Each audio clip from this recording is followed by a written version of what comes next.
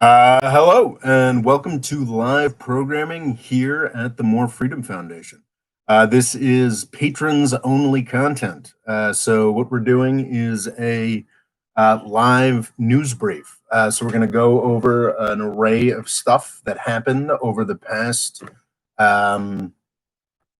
month. We've got, I think I've got something like what, one, two, three, four, five, six, got like 10 items listed here. So, it's going to take a while to get through. We structure this for those of you who are new here.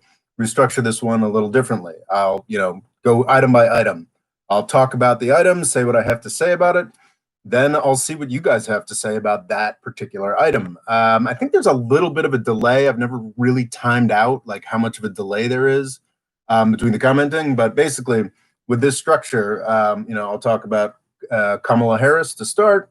And then you guys can say what you have about Kamala Harris. And because on these patron-only news briefs, we never have more than 5 people at any given time, I can deal with absolutely everything you guys have to say about Kamala Harris. Now, I mean, of course, I can't guarantee that. Let's not go overboard. I don't want Loga cutting and pasting every bad decision that Kamala Harris made as California Attorney General in here for me to deal with one by one. But that's one of the great things about this Patreon only newscast is that it's more of a conversation. I can interact with pretty much everything you guys want to talk about.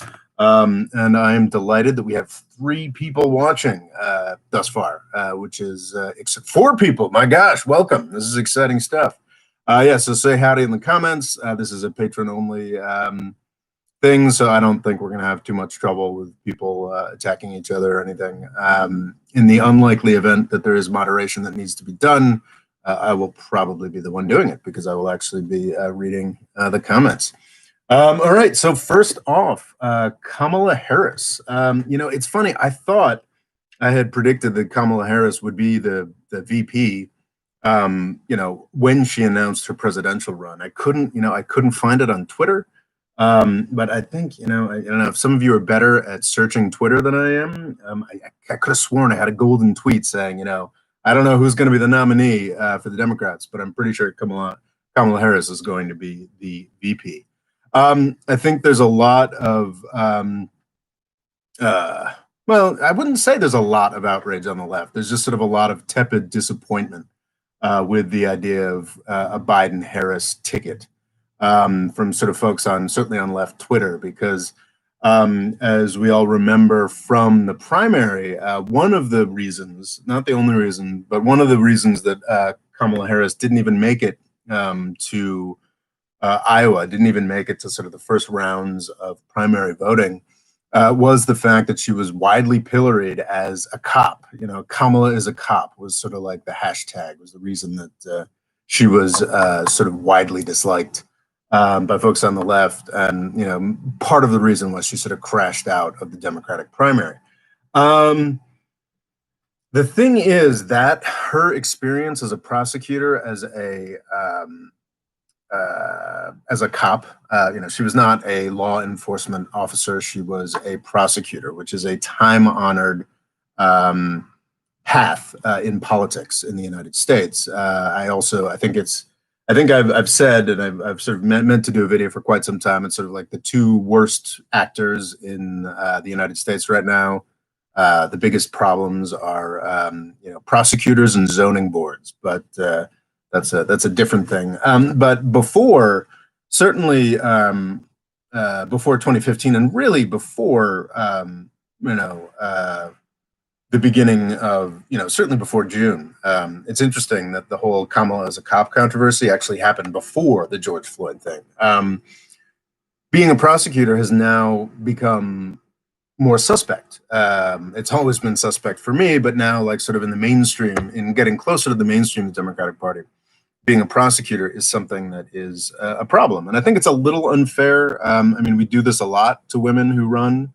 And I think we're also in the process of doing this now to women of color who are, ambitious and attempting to make their way in the country. Is that, we're sort of saying, oh, you have to beat for 20 years for Kamala's entire career, we've been saying, oh, it's really important, if you're a woman, especially if you're a woman of color, you have to look tough. You have to look strong on crime. You have to, take these actions that work against, what people perceive to be your sort of interest.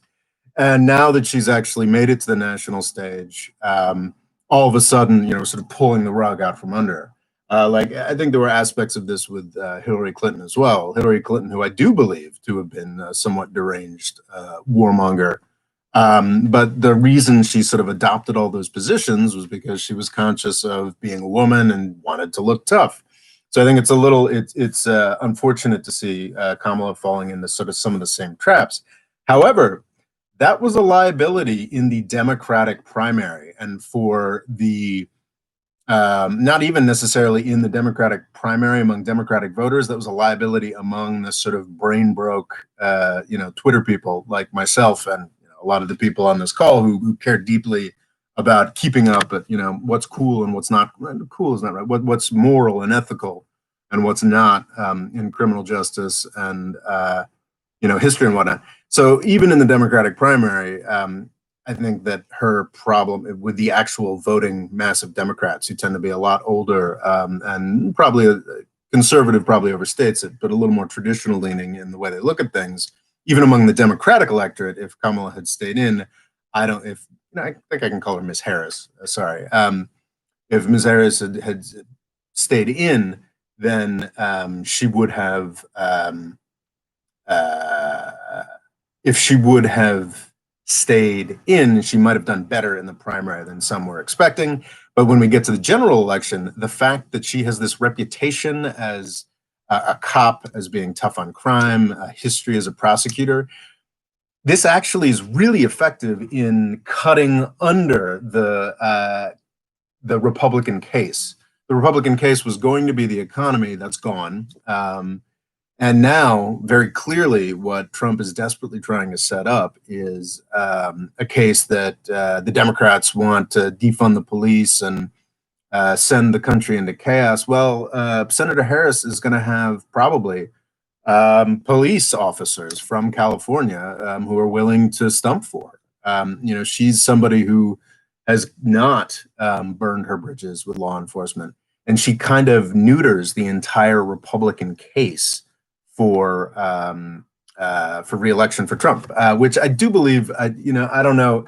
It's always interesting. There's been a rash of reports about skyrocketing crime in the United States, which shouldn't be too surprising as we cross 10% unemployment, and all the rich people are actually richer than they were at the beginning of the year. It's not particularly surprising that we're getting a spike in crime, but that's going to be real easy for Trump and the Republicans to demagogue on, to say like, oh, don't you guys want to defund and abolish the police? And the fact that Kamala Harris is a cop, has this history as a prosecutor, I think will be very helpful as the Republicans, and also, let's be honest, the entire news media does their best to be alarmist about crime spikes. You may recall that during the first big outcrop of Black Lives Matter activism around the Michael Brown killing back in 2015. I think I'm right on that. There was also incredibly alarmist reporting around how the Ferguson effect and the fact that crime was spiking because nobody respected the police anymore. Well, it turns out that was mostly a nothing burger.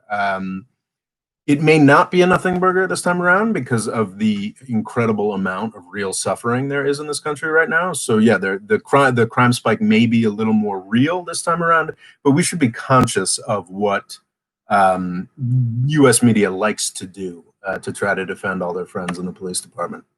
Okay, I think that's what I have to say. Oh, also about Kamala, I mean, it is an unsurprising pick. I think it is a solid pick for those political reasons I just discussed.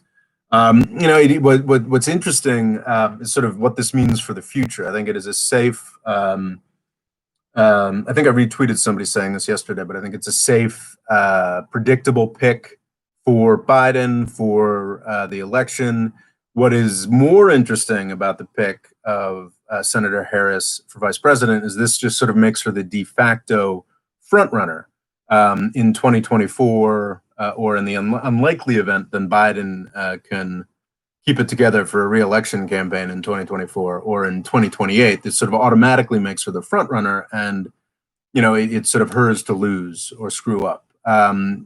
Judging from one aspect of her primary campaign, sadly, I have not read the long reads on this, but my understanding is there were a number of long reads and analyses talking about how her campaign was spectacularly poorly run. Perhaps she was too reliant on old cronies. Thought that the stuff that worked in California would work nationally. I'm not too familiar with the details, but I mean, this is Kamala Harris's opportunity. She's now sort of the de facto frontrunner, and it's hers to screw up. The ability to be sort of the successor, and there's a lot of reasons why she should be the successor on paper. I think there are also reasons in her own political history that make it conceivable that she might screw it up. And the one other thing I want to say is, like, for the first time, I really sort of dived in a bit into her history as the California Attorney General, and she was the San Francisco District Attorney, and then I believe the Attorney General for all of California. I think both of those in the state system, not federal system. And I'm really leery. I think there's stuff that's been highlighted in her record unfairly. Like, when you're the Attorney General for the state of California, you are in charge of thousands of criminal cases, at least nominally, and the fact that some horrible things happened on her watch, according to the laws that have been in place in California and the United States, may be a bit unfair. However, just looking at the Wikipedia thing, I think there were choices she made that are repellent to people in 2020, and she should be pilloried for that to a degree. However, like, it is difficult to be a progressive prosecutor. I'm not saying that Senator Harris was a progressive prosecutor in California, but I think that by the standards of the time, the first decade of the 21st century, and I think she was, I guess she was the Attorney General until 2017. Like, by the standards of that time, I don't think she was particularly awful and was attempting to sort of build a better approach to things. What's interesting is Larry Krasner, who's sort of one of the more impressive progressive district attorneys. Just briefly, in the United States, we tend to elect our main prosecuting official. The U.S. legal system is weird. Basically, these prosecutors are incredibly important for how all of criminal justice works. And there's hyper-local. Every state has their own. Sometimes counties and cities have their own. So Larry Krasner is probably the most powerful, most progressive DA, most interested in getting away from being hyper pro-police, hyper vicious with enforcement. And even Larry Krasner, who's like this, like, insanely, like, out there, I'm very pro this, like, anti-mass incarceration, pro Black Lives Matter, trying to do restorative justice. Even he is frequently pilloried by the left because of things you have to do as a functioning prosecutor. Like, I'm sorry, like, and I say this as a huge criminal justice reform advocate. I think that's clear, from my YouTube channel. Like, if you're a progressive prosecutor, you still need, and that's one of the really fucked up and difficult things about this job, and that's why they're sort of heroes to me, is like, yes, it's important that they use their power to fix these problems, but at the same time, they also have to make sure that crime doesn't get out of control. They have to maintain a relationship with these quasi-fascistic police departments we've got going. Like, they have to do all of those things, or they're never going to be able to do anything progressive. So I think more generally, I think there are things in Senator Harris's time as Attorney General that deserve criticism. I think that generally when we see a critique, we should be like, okay, was this something that she did, or was this something that she had no choice but to acquiesce to because of the politics of what it's like? All right, that's enough about Senator Harris, because we've got 9 other things to get to. Okay, let's see. What do we got for what do y'all got to say? Okay. Got 6 people watching. That's awesome. Ad for the Kardashians. What's good, y'all? We got 5 viewers. Woohoo! Yeah, we're up to 6 now. Mert movies. Mert, welcome, Mert. Scott, Trump touring pics with mugshots under Biden's name, Willie Horning the election. Yeah, and that's, I think Scott Lowe's talking about. Yeah, I mean, this is very much consciously what Trump and the Republicans are trying to do. They're going to try and run on law and order and chaos in the streets, which is a little bit of an odd choice as, Trump's been the president for 4 years. And if there's chaos in the streets, that's, I mean, it's not necessarily the federal government's fault, which is, of course, why he's trying to go after these local jurisdictions. But yeah, I mean, they're trying to Willie Horton the election, which refers to a famously unfair and nasty ad that was made to get George H.W. Bush elected back in 1988. That's worth a watch and worth a Google if you're interested in sort of some of the deep history of criminal justice and political skullduggery in the United States. Local streams, is it bad that I expect Biden to pick Condoleezza Rice? I think Biden, I think what Logan's getting at there is the expectation that Biden's going to be sort of just a traditionalist warmonger. And you know what? I think he's probably right.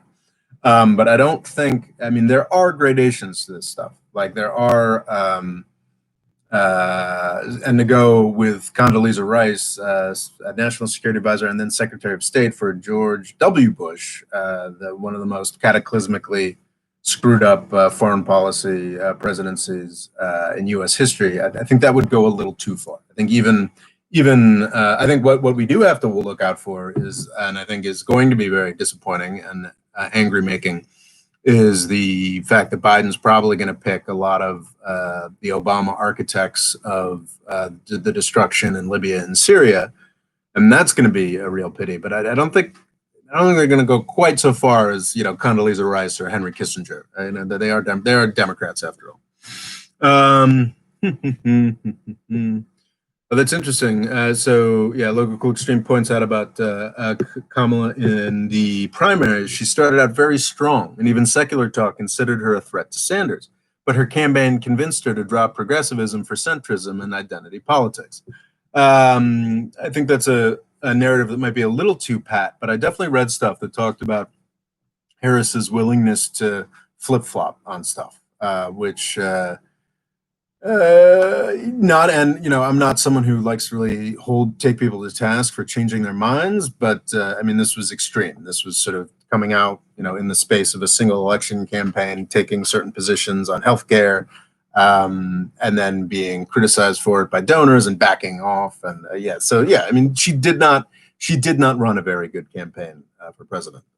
But turns out she may not have had to, because she's now automatically the front runner in 2024. Okay. Yeah, Scott Lowe says Harris was attacked from the left in the primaries. She will be attacked from the right in the general, so it won't work. Well, no, I think it'll. I think the fact that she was attacked from the left in the primaries will make it easier to shield from attacks from the right. Famously, on Twitter, folks are saying, I haven't analyzed this too much myself, but it seems like even Trump and Republican strategists are constantly oscillating between, is she like a pinko pro-crime person, or is she a big racist because she supported mass incarceration in the past? Even they haven't quite figured out what their narrative is. They're going to go with she's a pinko who's too friendly to crime, for sure, obviously, because I think the Republicans are more naturally, certainly Trump himself, more naturally inclined towards racist visions of law and order. So she may have been a cop and a prosecutor, but she is a woman of color. So I know the role that they're going to try and slot her into. Logan Quote says, instead of going for legitimate complaints, they're just going for birtherism part 2. It's just that's another deeply fucked up thing. What's interesting is that Newsweek, which used to be a really honored and celebrated brand in the United States, well, okay, that overdoes it. It used to be a real journalistic organization. I think Time Magazine is in part still a real news magazine that comes out every month, even in print form. I think mostly because it's the former flagship of the, I guess, is it still called Time Warner, the conglomerate that gosh, did it get bought by a cell phone company or something? It's hard to keep up with this sort of thing. But Time still exists because it is a valuable sort of loss leader prestige product. Its competitor throughout the latter 20th century was Newsweek, another weekly news magazine. There's famous articles from about 5 years ago talking about the expense accounts that the journalists used to have. I mean, just it was a real deal organization. It died about 5, 10 years ago. And somebody bought the brand and has just been churning out absolute garbage under the banner of Newsweek for quite some time. It's like a click farm. It's trash. And what's interesting is that brand may finally have been tarnished because some birther screed against Kamala Harris over the past couple days went out under the Newsweek banner, and it's sort of notifying even fairly influential people who are just like, oh, Newsweek, this honored brand in U.S. history, is now complete garbage. So that's sort of interesting. I would hope that birtherism does not become a large factor in what they're running against Kamala Harris, but who knows? Okay, there we go. Okay, so now we're on to the next item. The next item is UAE Israel. So over the past couple days, the Trump administration gleefully announced that they had negotiated, big deal, that they had a huge amount to do with the complete regularization, normalization of the relationship between the United Arab Emirates and Israel. First off, the idea that Trump was sort of, at the leading edge of this is pretty clownish. But I think both the UAE and Israel appreciate having the imprimatur and endorsement of a sitting U.S. president for this. So my initial reaction was like, who gives a shit? This is something that's been building for a while. It's not a big deal. Having stepped back and looked at more people's reactions, but no, it is a big deal. It is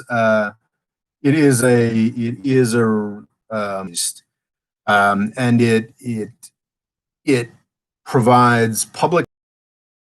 Most people, I think most people listening to this, were already aware of.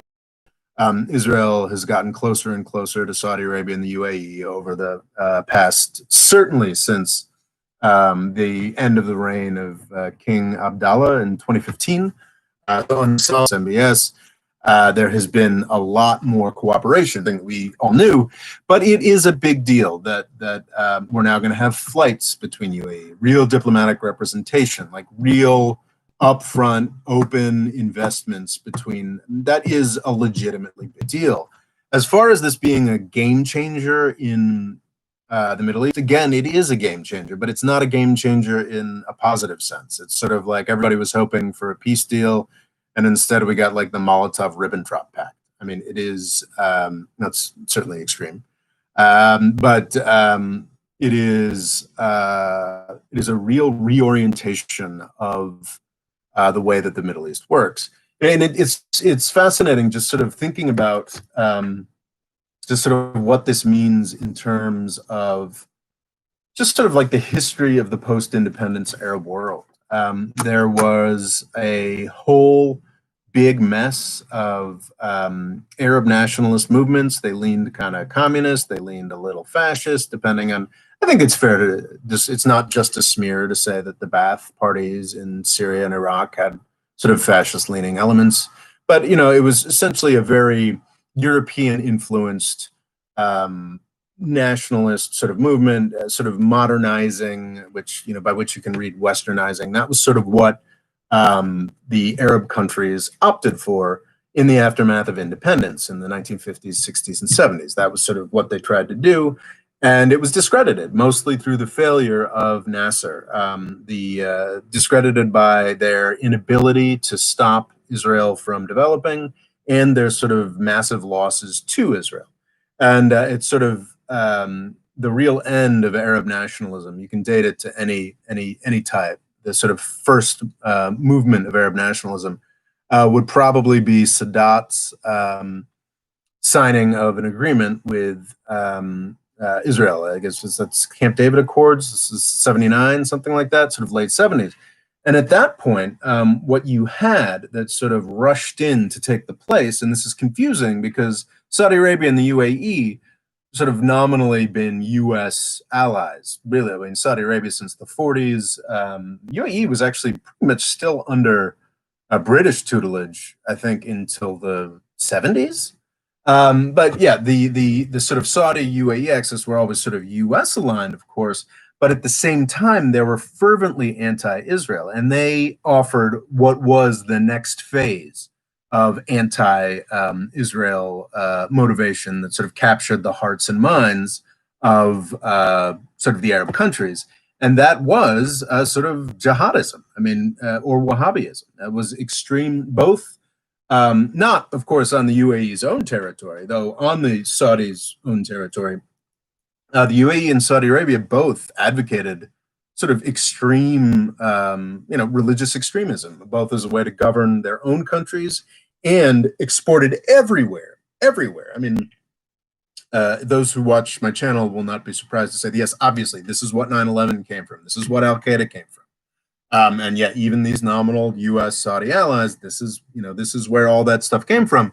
And the promise of that, beyond the $1 trillion, I think it's not an overestimate over the past 70 years to say that Saudi Arabia and the UAE and Qatar and Kuwait put $1 trillion into radicalizing Islam across the Arab world and across the world more broadly. The promise of that radicalism that the UAE and the Saudi Arabia brought, the promise of that religious radicalism, was that through this religious renewal, through this going back to extremism, we're finally going to beat Israel. You know, that was like the underlying promise there. It's interesting, this sort of UAE-Israel thing. I guess one positive way of looking at it is this is sort of the breaking, the final breaking of the idea that religious extremism, the sorts of religious extremism that Saudi Arabia and the UAE offer, are of any use against Israel. And I think that's actually is kind of positive. This is being sold as a great victory for Israel. And I think that if this had happened in the 1960s, the 1970s, the 1980s, the 1990s, and even in the early aughts, yeah, this would be a big, huge, like epical, like game changer thing, that the United Arab Emirates was going to have a real diplomatic relationship with Israel. That would have been huge. But it's just not that big a deal anymore. Because certainly since the end of the Second Intifada, the crushing of the Second Intifada in the early aughts, Israel hasn't really been threatened. And what they're sort of doing here is like getting in bed with a really nasty actor. And I think underlining the fact that they have no real threats anymore.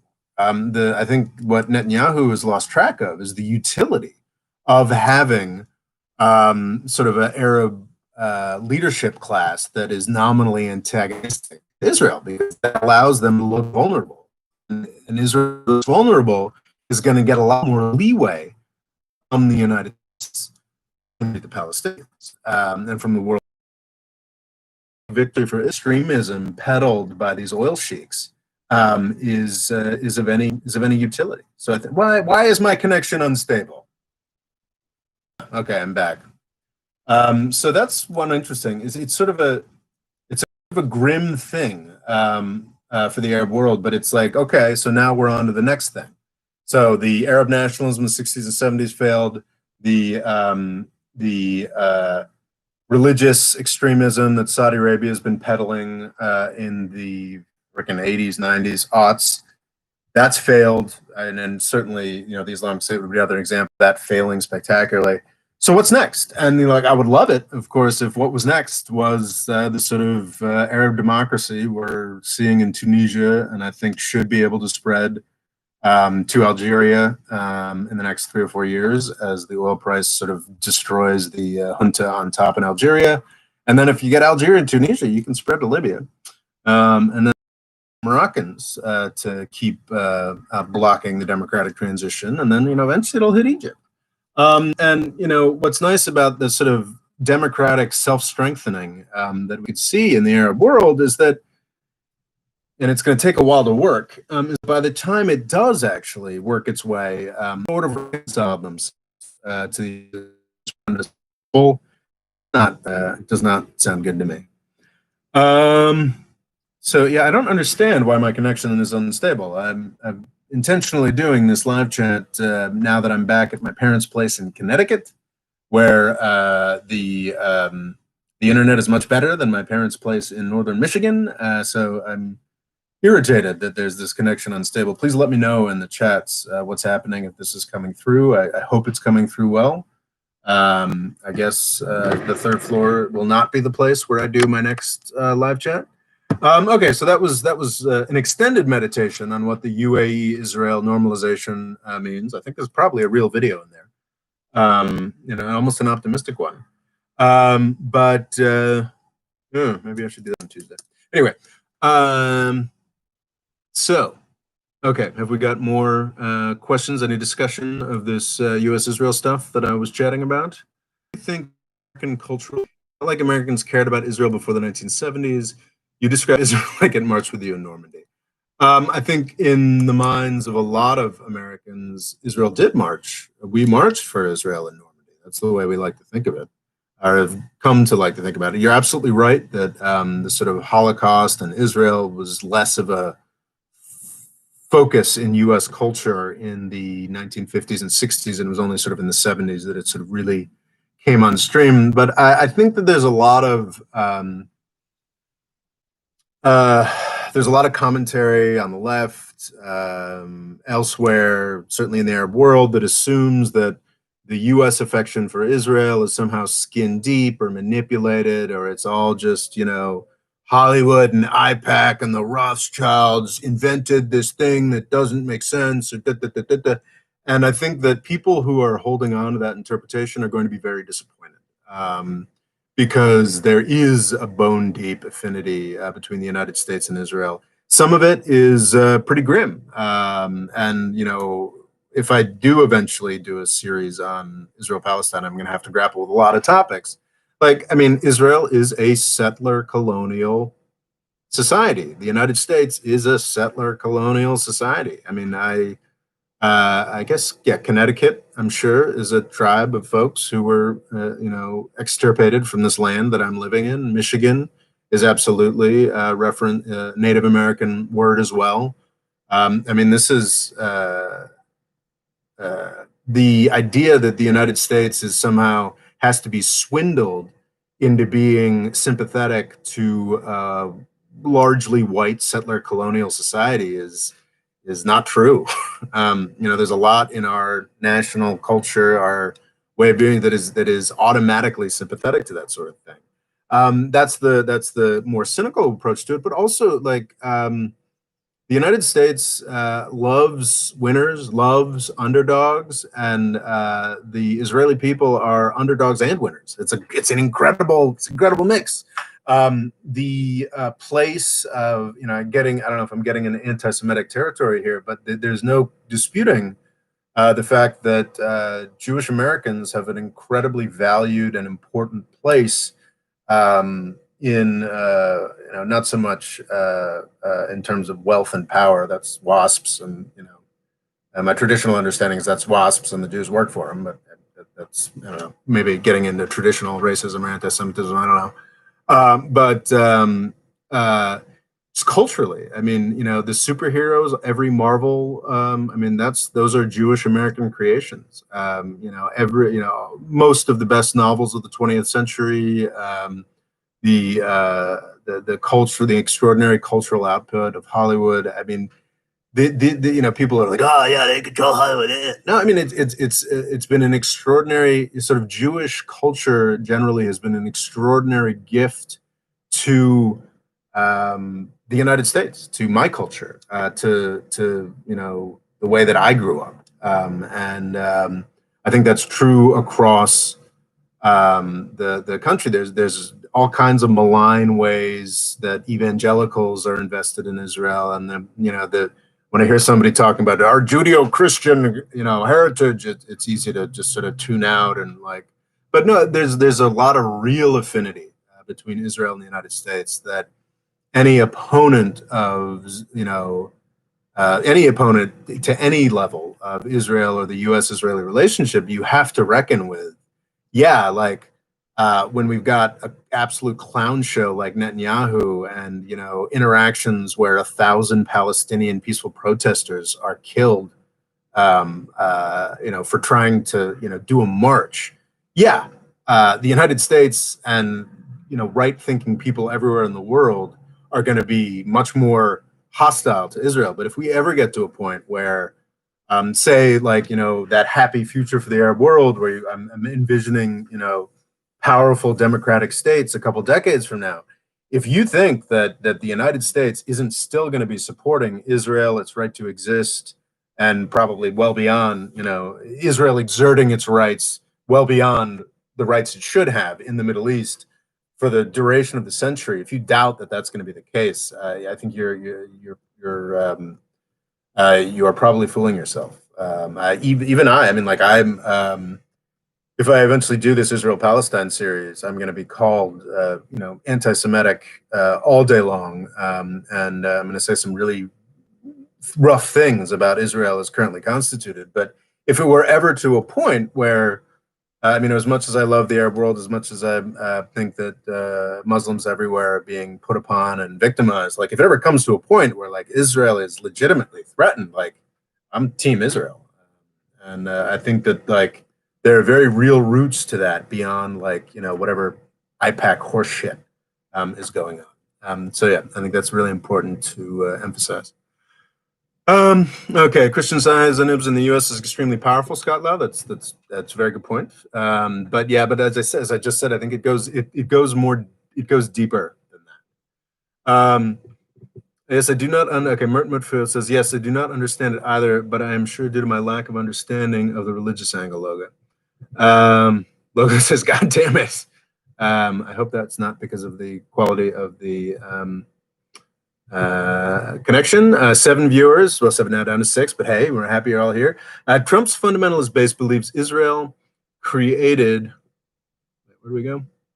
Was that retracted? Oh, okay. Can the American, Logo Cookstream asks, can the American affinity to Israel be a function of Jewish cultural hegemony within New York City, thus affecting the whole national political identity? Maybe, but it's not. No, because wouldn't even really necessarily argue that there is Jewish cultural hegemony in New York or in U.S. culture at all. I think that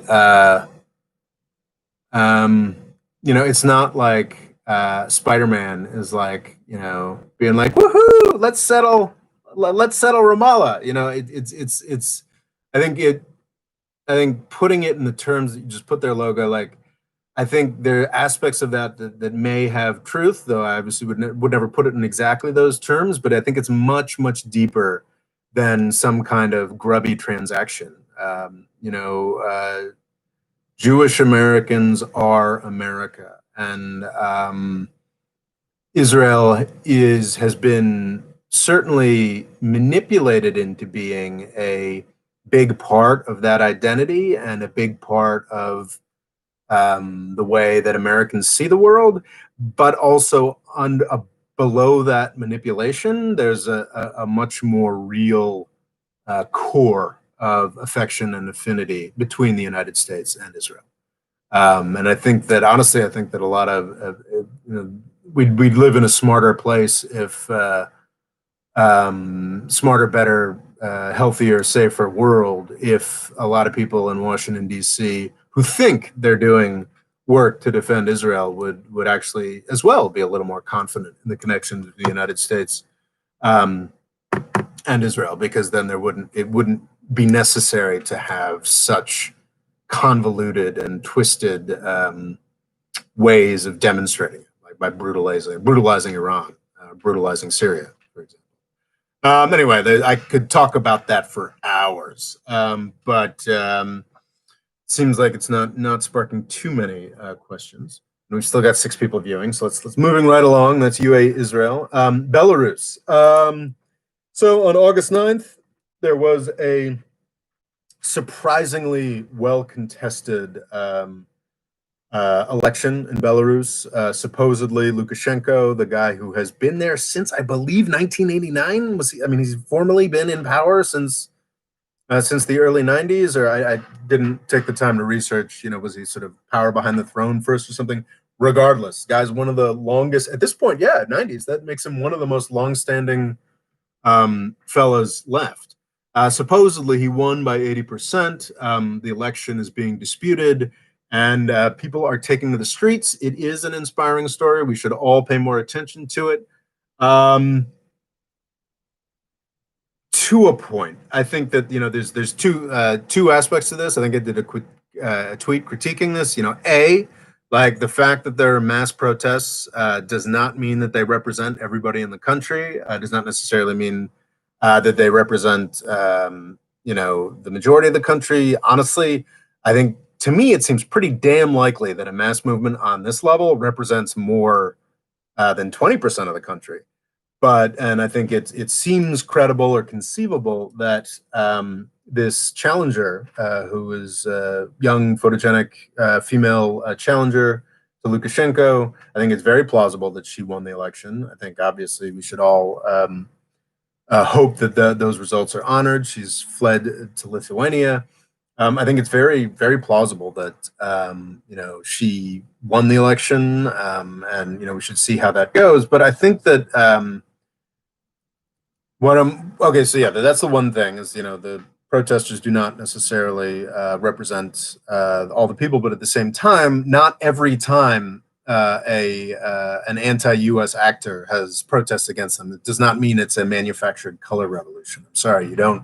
Yes, the U.S. does all manner of societal and cultural manipulation all over the world. We do election interference absolutely everywhere. Certainly, if you measure it to the degree that, supposedly, to the very fine-tuned degree that supposedly Russia was interfering in our election, the United States is interfering in absolutely everything about every society all the time by that standard.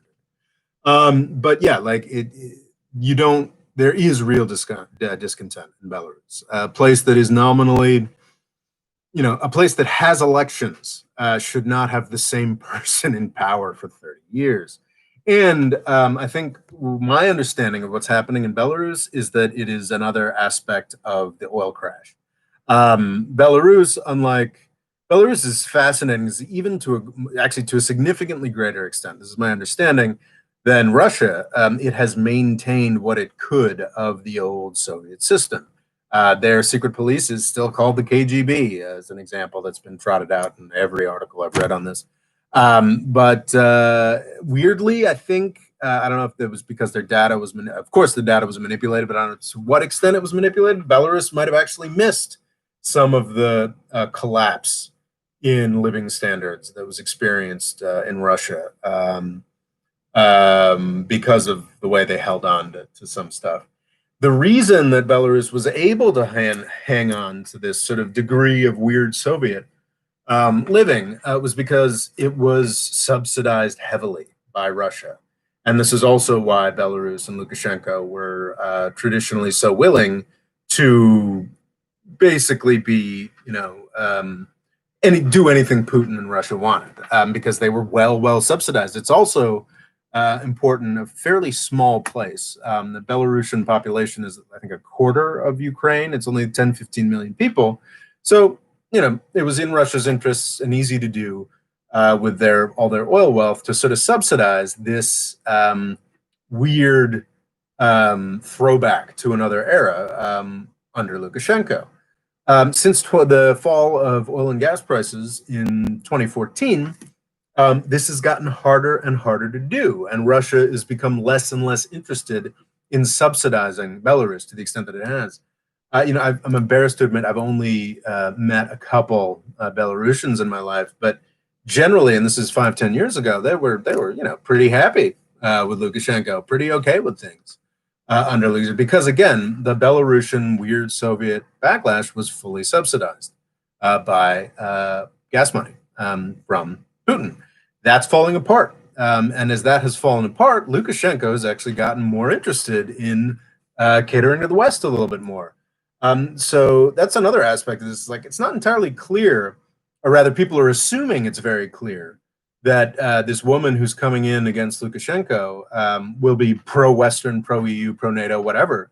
And it's entirely possible that she'll be less pro-Western than Lukashenko has been, because Lukashenko and Putin are having sort of weird shakiness. So I don't, I think it's a little more complicated than we think it is. I think too many people are looking at this from the framework of Ukraine, which is not necessarily how it's going to work. I don't know. I mean, I'm cautiously optimistic, but not super optimistic that we're going to see sort of real positive change here. I think it'd be great, even if this gal turned into a more assiduous, a more dedicated Putin supporter than Lukashenko.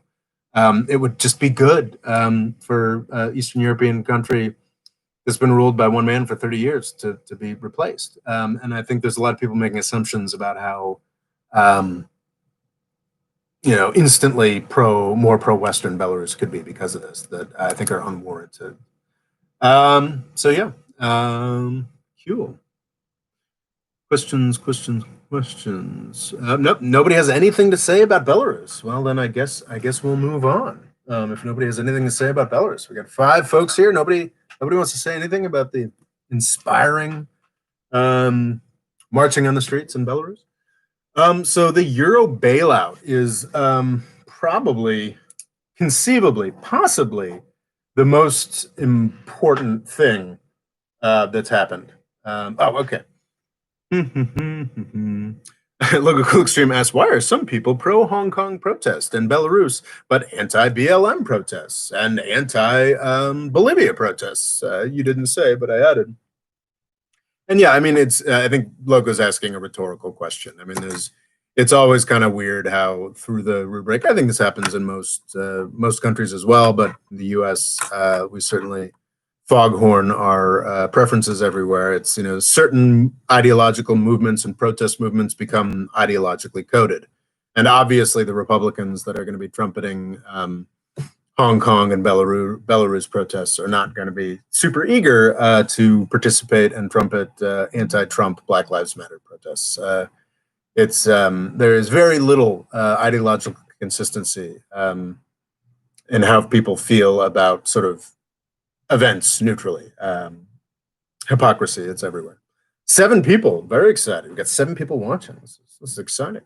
So moving on to the Euro bailout. On July 21st, it was funny, I posted this list on in the hopes of getting people to sign up for Patreon. I posted this in the community section on YouTube, and I pointed out, my one thing that was written at that point was Euro bailout, terrifying. And it is terrifying from the U.S. perspective because, from the European perspective, it's quite a huge step towards closer union for the European Union. It is a huge step towards making this whole Euro currency project viable. And I've been meaning to run a video on this for a while, but I'm just not quite confident to talk about money in this way. But so what happened was the Euro bailout. It's $858 billion for EU countries that are suffering as a result of the COVID-19 thing. Half of that is loans, I think lower interest loans, and half of that is grants. I ran a video a number of years back, I guess a year or 2 back. It's the second Tunisia video saying foreign aid is racist, while sort of Poland as an EU country gets 12 billion euros a year in free money, and Tunisia, the extraordinary democratic exemplar in the Arab world for the past 9 years, has gotten about 10 billion euros or dollars. That's the amount of money that Poland gets every year. About that much from across all sources, and they are loans, not grants. So Italy and Spain and other hard-hit countries are going to get 300 billion euros in grants, which is just, I mean, hey, they need it, and I want Europe to come back. But why this is so terrifying for the United States is that a number of financial things were done here that have not been done before. the European Union has agreed to take on this debt to cover this. And that's a huge thing. People talk about this as the Hamilton moment.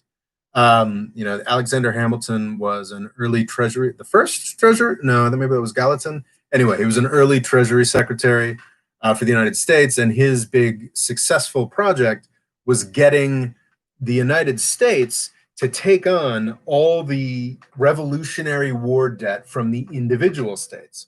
And that's seen as a really key point in the evolution of the United States into a single financial market unit.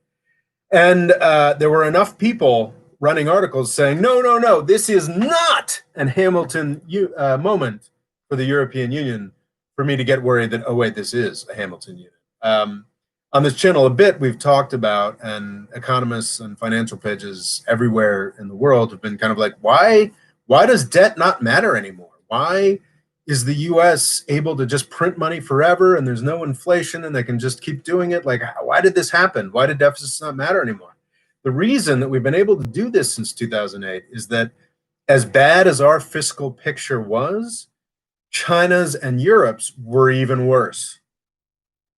This action here, this Euro bailout here, it's nothing certain yet, nothing certain about how it's going to work. I think my understanding is that since then, the dollar has been falling in value, though that's not necessarily a bad thing for our economic recovery. But yeah, I mean, like this is potentially a very big deal, especially if the EU follows it up with further moves in that direction. So we could actually see the euro currency beginning to be looked at as more of a safe haven, as more of a world reserve currency. And if that's the case, then we could really be getting back into a situation where deficits do matter in the United States. And that could be a real problem. Good for the EU, though. It's impressive. I've been on record saying, the EU is running out of time, and it's possible that this crisis could help the EU evolve in a positive direction. There is nothing certain or reliable about that, but it's possible. Okay, does anybody have anything they want to say about the Euro bailout? Nobody has anything. Okay. Scott Lowe says, I disagreed with Rob a year ago over the EU's future. I think it will grow stronger, not weaker. The German-controlled economic center won't let it fall apart. Well, Scott, it certainly seems that from the news from this month, it certainly seems like you're right.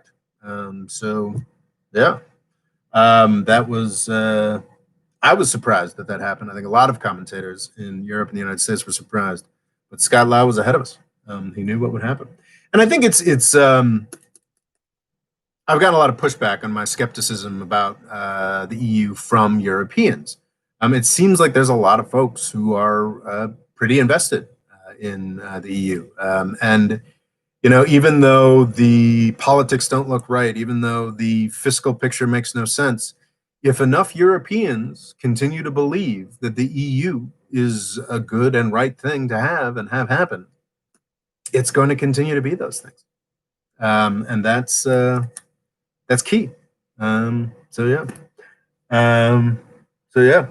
EU survives, and I'm happy to hear it. I would like it to get its act together, even though that means that the US might eventually have to actually start having balanced budgets at some point the next couple decades. I want to talk about the electric car bubble, and I think I'm definitely going to do a video on this at some point, but or maybe not, because nobody seems to want to hear what I have to say about tech companies and political stuff. They only want to watch the Middle East videos. But something really kind of extraordinary has been happening in tech markets. Is we've got a new bubble being born. Not just Tesla, which is its extreme overvaluation is just mind-blowing. The individual shares of ownership in the Tesla car company are absurdly overvalued. They've shot up from, I bought my few shares for $30 a piece a decade ago. They shot up to, they were in the 300s last year. Now they're around 1,500, and they're actually just going to split up the stock. This is extended beyond, Tesla. There's a number of Chinese car companies that have produced very little. NIO, I think, is one of them, and their share prices are skyrocketing. That's just what's happening in the public markets. In the private markets, we are now seeing, my understanding from reading the business press, is that there is just an avalanche of money going into green solutions, electric cars, grids, this, that, and the other thing. It's becoming sort of the new hotness. So is this a bubble? Absolutely. There is. I can make a lot of cases for why Tesla is a valuable company beyond just the fact that they're making a fraction as many cars as any other car companies. But I cannot make a case for the valuations it's got now, which are just absurd. I think it's higher than Toyota, which used to be one of the biggest companies in the world. Like, it is nuts the amount of money that people are willing to pay for a Tesla share at this point. So yeah, it's definitely a bubble. It's definitely all this investment that's going towards it, probably not going to pan out. But bubbles build reality. And I think that's so when someone says, oh, the electric car is a bubble, thing is a bubble, that's something you'd see in like a right-wing newspaper or some kind of oil company trying to push at you. And it's like, yes, it's a bubble, but it's building things anyway. Tesla's absurd overvaluation means that if they need to raise another $1 billion, I should have written down, Tesla's market cap is like, I think it's getting into like Apple, Apple territory. It's absurd. But because of the size, their inflated share price, that means that if they needed another $1 billion to build a new factory, it's very easy to get because regardless of how stupid their valuation is, it's easy for them to get $1 billion worth of debt because it's supposedly such a small at favorable rates because it's supposedly or new investment. They can raise $10 billion and sell 3% of their company or something along those lines. So all that money that they can then fire hose into making electric cars cheaper and making battery technology more, better actually improves things. And what's crazy is if you look into the history of infrastructure development, going back to the beginning of the Industrial Revolution, this is how it all gets built. By people getting into a bubble-like frenzy and fire hosing way more money into it than makes any sense at all, and then changing the world entirely. We saw this with the tech bubble in 2000. In the closing year of the tech bubble, this is the first, internet.com bubble back in 98, 99, 2000, back when I was a stockbroker, old sir. This was what happened then towards the end of that is like you had these companies that were able to build out this sort of fiber optic infrastructure and become, massively successful companies through sort of Wall Street investment, on paper, and then of course crashed to pennies, and they built all this infrastructure that nobody ever wanted to use until 5-10 years later when Google, Amazon, Facebook, and a number of other Microsoft, built trillion-dollar companies on that infrastructure that people poured a ton of money into to become useless junk to then become the infrastructure that built the world. Railways, surprisingly, a lot of an absurd amount of the railway rights of way and infrastructure, absurdly high percentage, built in the 19th century, was built during absurd bubbles. I can't, I don't have it at my fingertips. If I do a video on this, I'll talk about it. Like the rail infrastructure, certainly of the UK, of the US, and other countries, like something like 40% of it that still exists today was all built in, like a 5 to 10 year period. And I think the 1830s, because everybody wanted to dump their money into it. Fascinatingly, and this is sort of like a good way to, if some oil company person comes up to you and says, You know, the electric cars are a bubble. Well, you know what the last bubble was? It was fucking shale oil, the shale miracle. You know, the fact that the U.S. became energy independent. Well, the sort of dirty secret that's coming out now is that nobody made any fucking money in the shale oil thing. It was just Wall Street people pouring in money because of a bubble mentality. And all those companies are bankrupt now. I think there's something, I think $300 billion is what sticks in the mind of $300 billion over the past 5-10 years that was dumped in to the shale oil industry in the United States. In the United States alone, that has seen no return. That's $300 billion. It's never coming back. We do have a base of expertise and shale infrastructure that now guarantees that if the oil price hits like $80, it's not going to go. It's not going to go higher than $80, at least not for a decade or two. And that's nice, I guess. But nobody made any freaking money. So I think we've now entered the electric car bubble stage where people are pouring in absurd amounts of money. But which is great. And I think a lot of people are going to get burned. My Tesla stock is not going to go back down to $30, but it sure as fuck isn't going to stay up at $1,500. So it's sort of like the fact that we're in an electric car or even a broader renewable bubble right now. Okay. And it's not even like you can't make money investing in this stuff now, because the important question is, when does this bubble stop? I would argue it's probably not going to stop under a Biden administration. I mean, possibly not going to stop under a Biden administration. So it's possible that we'll just see more companies, more inflated value, more spinning. That, if you're left holding the bag when the party stops, whether that's next week or 5 years from now, you're going to lose a shit ton of money. But if it's 5 years from now, then maybe we should all be hopping in electric cars. I am stopped being a stockbroker after 2 summers because I was not confident making any kind of stock recommendations to anybody.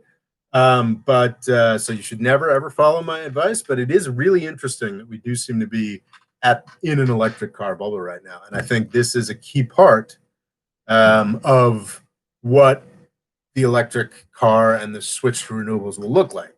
Is people just fire hosing money at it, and there will be returns. Like people, .com 2000 tech boom, like companies like Amazon.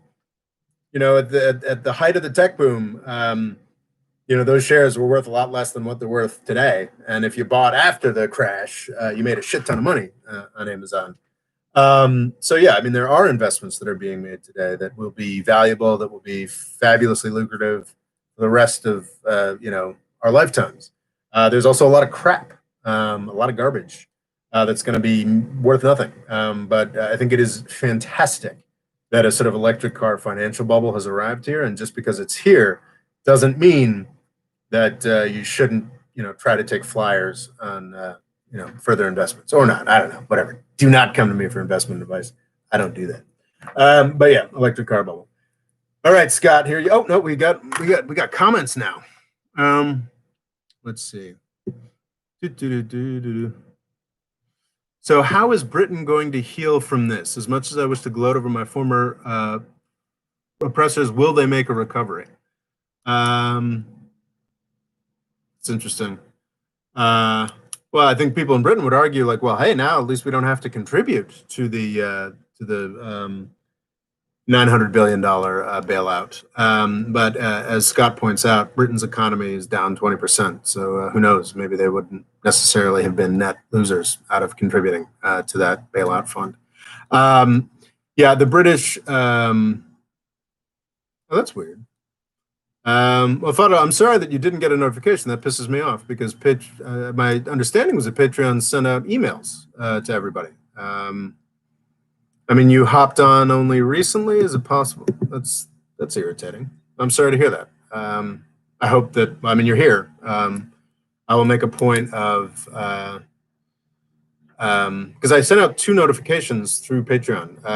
That's troubling that it didn't seem to work out. Let's maybe talk about that on Twitter in a bit. That bugs me.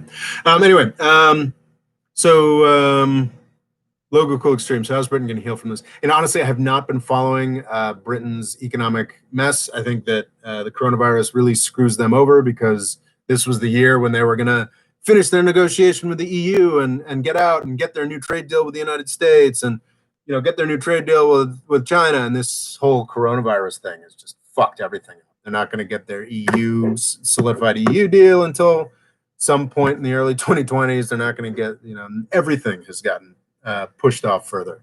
And yeah, the tremendous own goal that is Brexit continues to be a disaster for them. Yeah, not too up on British politics and economics right now, so I can't speak to that too much. Fadal, I am sorry you didn't get a notification. That irritates me. Well, I'm glad you saw my tweet and you made it here. Okay, Scott Lowe says, Musk has so much to admire, but he is also an ass. With regards to Bolivian coup, he stated, "We will do a coup when we want to do a coup." Yeah, that's pretty fucked up. As I argued in a video, I think that some of Musk's assholery is calculated to butter up Trump. And the fact that his very sort of hippy-dippy environmentalism, climate change-focused company has done so well in the Trump era leads me to believe that that's actually been fairly successful. So, I guess that's not so bad. But yeah, I do think Elon Musk is legitimately a mentally unbalanced megalomaniac, and I'm sure a horrible person to work for, live with, etc. However, he is indisputably changing the world dramatically for the better. Really, it's a sort of historic revolutionary businessman, and that's really undeniable. And I can understand why a lot of people hate him, but probably, I mean, he's like Henry Ford level, and Henry the Ford was a piece of shit, anti-Semitic dipshit. But I love history, and I have enormous respect for people who have secured their place in history, and I think Elon Musk has already done that. If he doesn't jump off a building or die shooting heroin into his eyeball or something, he's got the potential to do much more in the coming decades.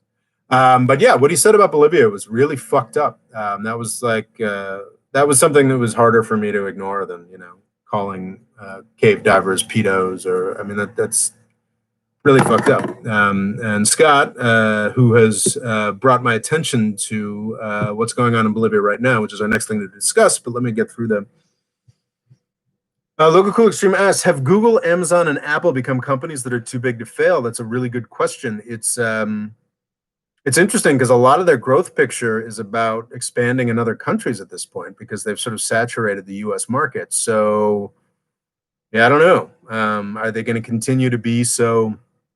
A lot of the extreme valuation of these companies is based on the idea that the sky's the limit. I guess they can also grow by sort of colonizing more and more markets within the United States, getting further and further to the point where all of US GDP is somehow divvied up between those four companies.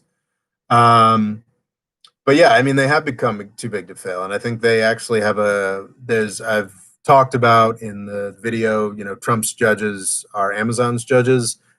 They've sort of, by supporting Trump and, his Republican judge appointing spree, I think they're pretty much guaranteed there won't be any administrative consequences for them coming from the United States government anytime soon. I think if a Biden administration has any sense, or really Democratic administrations going forward, they can probably keep the companies safe in Europe, maybe through making a few concessions. But yeah, I mean, it's a very interesting question, and I think there's a more and more compelling case. I think Zuckerberg and Facebook already started making this. And unfortunately, it's kind of hard to dispute, though I may try. I haven't thought about it too much, that these companies are now becoming vital to the national security of the United States and their continued dominance. Not in as crude a way as Trump is expropriating TikTok over the past couple of weeks, but Yeah, it's a weird, uncomfortable place because I'm very uncomfortable about the power that these companies have. But I think especially as the U.S. becomes more and more of a declining superpower, they're going to be able to convincingly argue that the U.S. government shouldn't do anything to impact their power because they're a meaningful emanation of U.S. power as currently constructed, which is a weird, fraught sci-fi, cyberpunk, dystopia way of thinking about things. But I think that's sort of where we're getting with these big ass tech companies. I think I've talked about before about like, when I was a kid, like cyberpunk, William Gibson, Neil Stephenson, like in the 80s, they were writing these dystopias about the future. And what was interesting about them, and actually the Alien franchise, I think somebody in the comments pointed out that like Amazon is turning into like the evil corporation in the Alien franchise, movie franchise. But yeah, like, and it was always sort of ridiculous. I'm like, wait a second. So like AT&T and McDonald's are gonna, compete with national governments and co-opt everything. That sounds stupid. Like this is sort of even as a kid in the 80s and 90s reading these books. But I look at Amazon and Google and Microsoft specifically. I think Facebook's just a little under the radar there. I don't know. I don't know if Facebook's really got the stones to stick with those three. I look at that and I'm like, no, that's happening. That's real deal shit. Like you look at stuff like the $10 billion Pentagon contract that Amazon and Microsoft are battling over right now. The fact that Amazon basically decided to take over Washington D.C. suburb, like this is like the cyberpunk fiction of the 1980s coming true now, which is pretty crazy. So yeah. Okay. Google, Amazon. Logan Crookstream asks, is it bad that it brings me joy that Wall Street douche bros are about to lose billions in shale? No, I think it's that's the way economies crumble. Yeah, I think Wall Street douche bros have already lost billions in shale. Yeah. I mean, some very smart actors made a ton of money in shale over the past 5-10 years, but that was by just sort of surfing the wave of bankruptcies and defaults and being in the right place and knowing, what was actually viable and what wasn't. And yeah, there's $300 billion just pissed away on the shale patch. Scott Law, Tesla won't do anything by itself. It did its job by scaring Toyota, BMW, and Nissan to have their own electric car manufacturing lines. Yeah, I think that's very true. Though interestingly, like I think by this point, I think Malta Meyer, a big commenter who's not here today, pointed out earlier today in the comments. It's like, well, actually, it seems like VW, Volkswagen in Germany, has a model that should be churning out Tesla type numbers. And that was the first I'd heard of that, and I'm interested in tracking that down a little more. But what's interesting is, and one of the reasons that Tesla destroyed the shorts, the people who were short selling Tesla's stock and the expectation that it would become valueless, is that Tesla has managed to continue. Tesla has continued to dominate the electric car market for longer than was expected. The expectation was, okay, well, once GM and Volkswagen and Toyota, well, I guess Toyota is surprisingly far behind on electric cars. I've just been reading a lot of energy transition podcasts, listening to a lot of energy transition podcast stuff recently. It's a weird factoids at present. But the expectation was that once, General Motors and Volkswagen and all the luxury brands like Audi and Porsche got serious about putting out their own electric models, well, then Tesla was just going to evaporate because these people know how to make cars better. All those companies I just named have serious Tesla killers on the market, have been for a year or so, and people just still want Teslas. So there's truly huge. Tesla has done surprisingly well. I think everyone expects that eventually, soon, their leading position will be eviscerated. But it just keeps not happening. Scarlett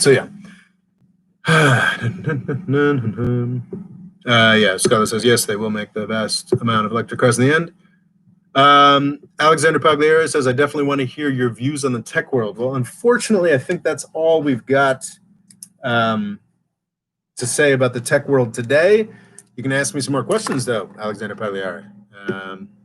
Or Pags, I think is how it is. Pags actually knows me in real life. So there. That's weird. Scott Lowe says, can't donate through the super sticker Patreon link. Oh, well, thanks, Scott. I appreciate that. Yeah, I guess maybe for the patrons, I can't do, maybe they don't do super chats if the YouTube's unlisted. I don't know. But hey, man, as patrons, you're here. I mean, this is, I mean, I certainly will take super chats on these, but I don't feel needed. You guys are already helping. Millennials may be participating in principled investing. BYND, is that BYDDF? Is that the Chinese company? May be participating in principled investing. I think that's absolutely true. Like, people are consciously driving up the prices of worthwhile tech companies. I haven't looked into it a ton, and I'm pretty sure this kind of clashes with the whole idea of principled investing, but there's some entity out there, like the Robinhood investing, some kind of platform has made investing much more palatable, or more, a little more user-friendly for folks. And that has driven some of the outsized results we've seen in stock markets over the past 6 months of the year. I need to read up more on that. But yeah, principled investing is kind of fascinating. And the thing is it kind of works, especially if you can get this sort of virtuous cycle of a sort of legitimate renewable electric car bubble. Because, like, if a bunch of folks are willing to pour money into the stocks of these companies, then larger folks will pile in. It's weird because it's almost like the end of logic in value investing. There's books and services dedicated to sort of careful analysis of balance sheets and profits, and what makes an appropriate investment in stocks. And one of the weird things over the past 5 to 10 years is just the way it's sort of gone out the window. Like, none of these valuations, like Tesla's valuation, is uniquely absurd, but like the amount of money that people are willing to pay for Amazon, Tesla, Facebook, Netflix, like none of it makes sense on the fundamentals. It's all these ideas beyond this idea of limitless growth that just doesn't make any sense. But anyway, all right. Okay. Questions. Fadel just got the notification, which seems late. I guess that's why we've got more people showing up. And then what's BYND? Oh, Beyond Meat. That's interesting. Scott Lowe asks, it would be great to do a segment on electric cars and their future. Who is ramping up production? Because once everyone wants them, you have to produce tens of millions of vehicles, not the 350,000. I love that we're talking about electric vehicles for so long. I mean, I still have to get to Bolivia, Scott. Yeah, but what's interesting is, like, I think Loga and I were talking about this in the comments a couple weeks back, is not everybody has to want and get electric cars to destroy the North American oil and gas market. Texas will be fine, but Canada, I think, is already almost over.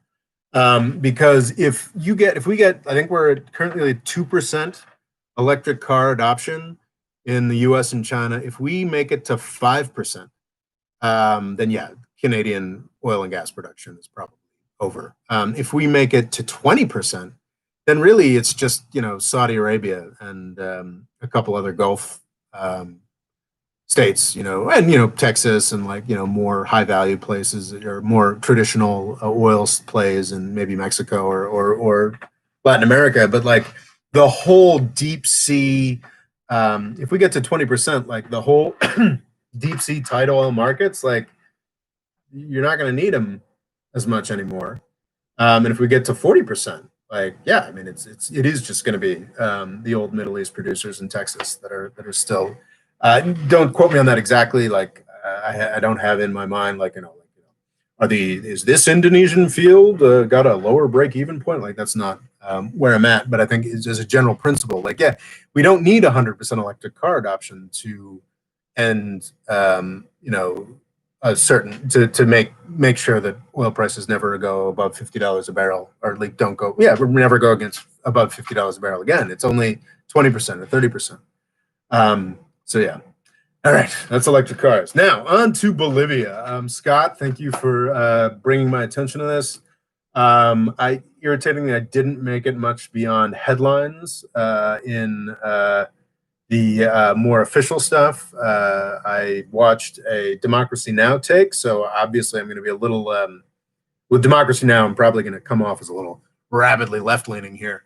But actually, I think not just as rabidly left-leaning, but as principled people who like democracy and the rule of law, you shouldn't be anything other than appalled at what's going on in Bolivia. So in November of last year, I did run a video on it back then, sort of 3 things about the coup in Bolivia. Because back in mid-November, what had happened was Evo Morales, a guy who had been in power in, I think Scott will probably provide live correction to me as I say this, because he's certainly much more on top of the story than I am. But Evo Morales came into power it was elected democratically in Bolivia in the early aughts as sort of part of what I think is known as a pink wave of sort of more left-leaning Latin American governments coming back to power. And crucially, what was great was that the United States, after one effort in Venezuela that failed in 2004, and I guess the Honduras thing is something I read the Honduras story many times and haven't quite figured out what I think about it. But had generally let those governments sort of run their course unmolested, which was the right thing to do. And some of them were successful and failed to differing degrees. Venezuela obviously was a horrifying fuck up on the part of the Venezuelans, on part of Chavez and Maduro. But Evo Morales in Bolivia universally acknowledged to have done an extraordinary job. Bolivia is a country with a very high indigenous population, as a percentage of population, that had traditionally been ruled by a white ruling class, this sort of, caudillo, sort of racial hierarchy. Like, it was one of the more screwed up places, one of the poorer places. Evo Morales, an indigenous guy, came to power, very left-leaning, very flagrantly socialist, but also apparently an extraordinary manager. He nationalized some petroleum resources, but other than that, just sort of like adopted the rule of law and let the country flourish. And it was amazing. It was a tremendous success story. Economic growth was extraordinary. I remember reading stories on how, the sort of indigenous, sorry, not indigenous in the sense of indigenous people, but a new form of architecture was being built in the formerly poor areas of Bolivian cities. This sort of glorious, weird, decorative style of sort of skyscraper, because people were doing so well. Like, Bolivia was tremendously successful. Scott may not like this, but Evo Morales, indisputably, as happens, it went to his head. What he should have fucking done was, because there are, term limits in Bolivia, and, rounding his 10th year in power, he should have anointed a successor, someone that could have run and taken his place. Not so much because, well, no, I think there is a general principle that, it's bad for people to be there in power for more than a decade. I include Germany in that, even though Angela Merkel's largely considered to have done a great job. But also what he did is he provided an incredible opening for the old racist hierarchy in Bolivia to come back. Because, yeah, like, there was a constitution with term limits. He chose to violate it. I think did he lose the referendum on whether he could run again? Sorry, I should have gotten more up on this. So yeah, it was dumb that in the fall of last year, Evo Morales, instead of choosing a successor, which would have made like a real viable left-leaning, pro-indigenous, economically incredibly successful movement. Like, I'm perfectly happy for one party to be in power for a number of years. If it's successful, fuck yeah, I'm down with that. And if it's not abusive to other people, hell's yeah, I'm down with that. But Morales had to stay in power.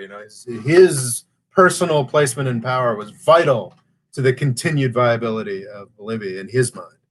And he provided an opening for a fascist coup. And when I was calling it a coup back in November, and not as emphatically as I am now, I was just saying, like, look, like, this is obviously a coup. Like, dude was democratically elected and he's been taken out. People are like, oh no, don't be ridiculous. Maduro, no, sorry. Excuse me. Morales is just another Maduro. He's just another Assad. He's just a strong man, and we're the United States, and we're the good people taking down the strong man. It's just fucking infantile, childish thinking. Clearly, it was a coup. If it's a coup, call it a coup. In Ukraine, yeah, we did a coup. Maybe Yakunovich sucked. We did a coup. Be honest about these things. What has happened since November is it has become impossible for people to deny that what happened was a coup, because the justification for this coup was the Organization of American States, which is a multilateral body with a horrible, horrible past. The sort of the School of America is the Organization of American States, right? Famous for the U.S. training death squads, that sort of thing. In the years since the Cold War, the hope was that the Organization of American States had become less of a clownish front for U.S. racist coup plotters. So when in November of last year, the Organization of American States said, hey, this election looks fraudulent, that was enough for, I think, largely through internal forces, people taking to the streets in Bolivia, and enough sort of, there was enough momentum from that OAS declaration that Evo Morales had to resign and flee the country. That was a coup. And in the time since, shockingly, the Washington Post, like not like Democracy Now! Or Jacobin or some other pinko outlet.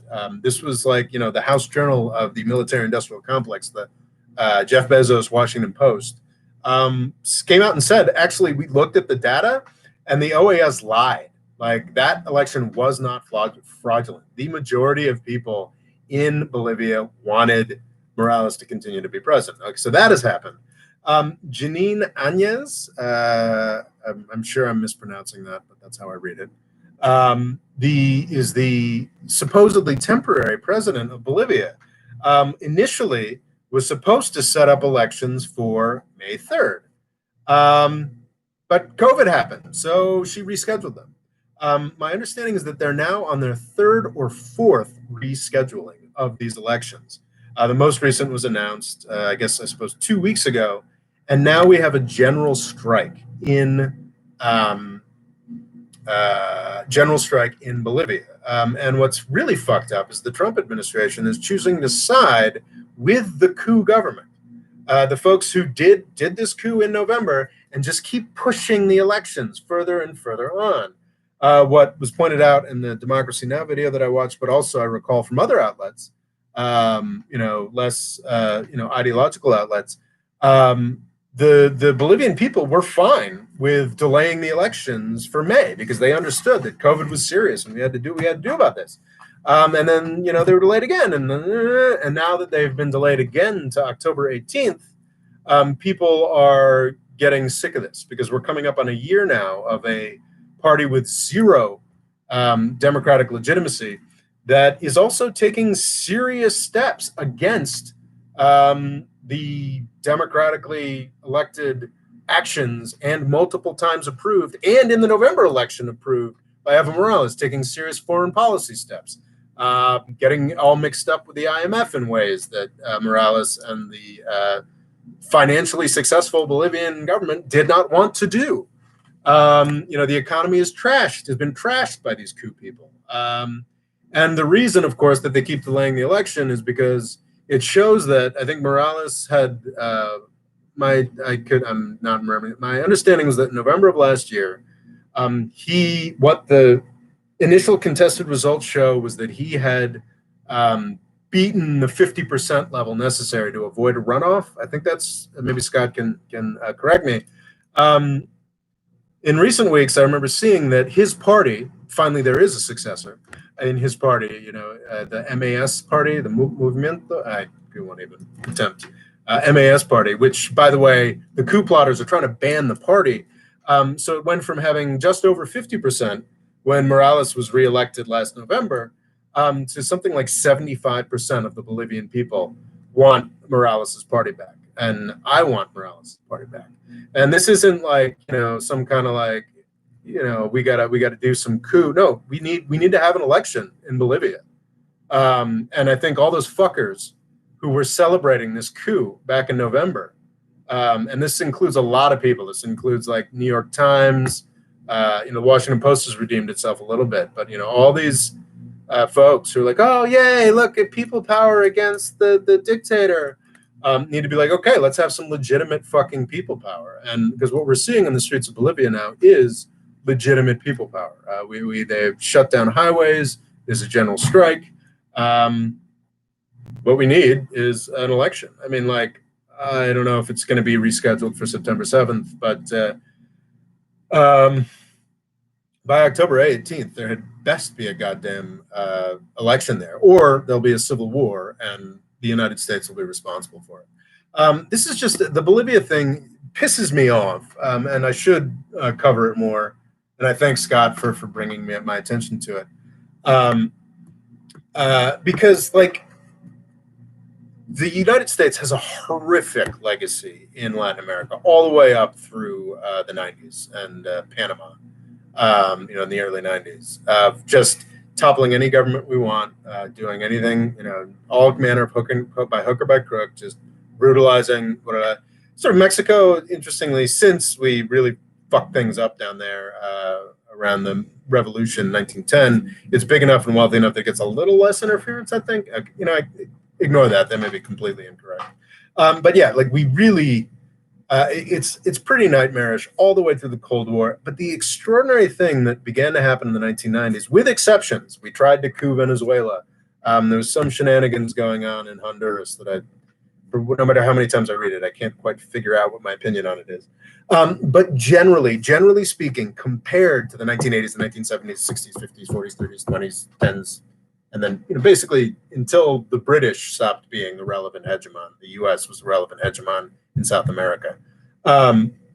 Compared to all that time before, the 90s, the aughts, and the first half of this past decade, I'm still technically in the 2010s. Anyway, the United States had not done obvious, horrific coup shit. A little bit, but compared to the earlier decades, nowhere near as much. And it was so much smarter, even from a right-wing perspective. Because if you let, can you think of a better case against socialism in Latin America than the Maduro government?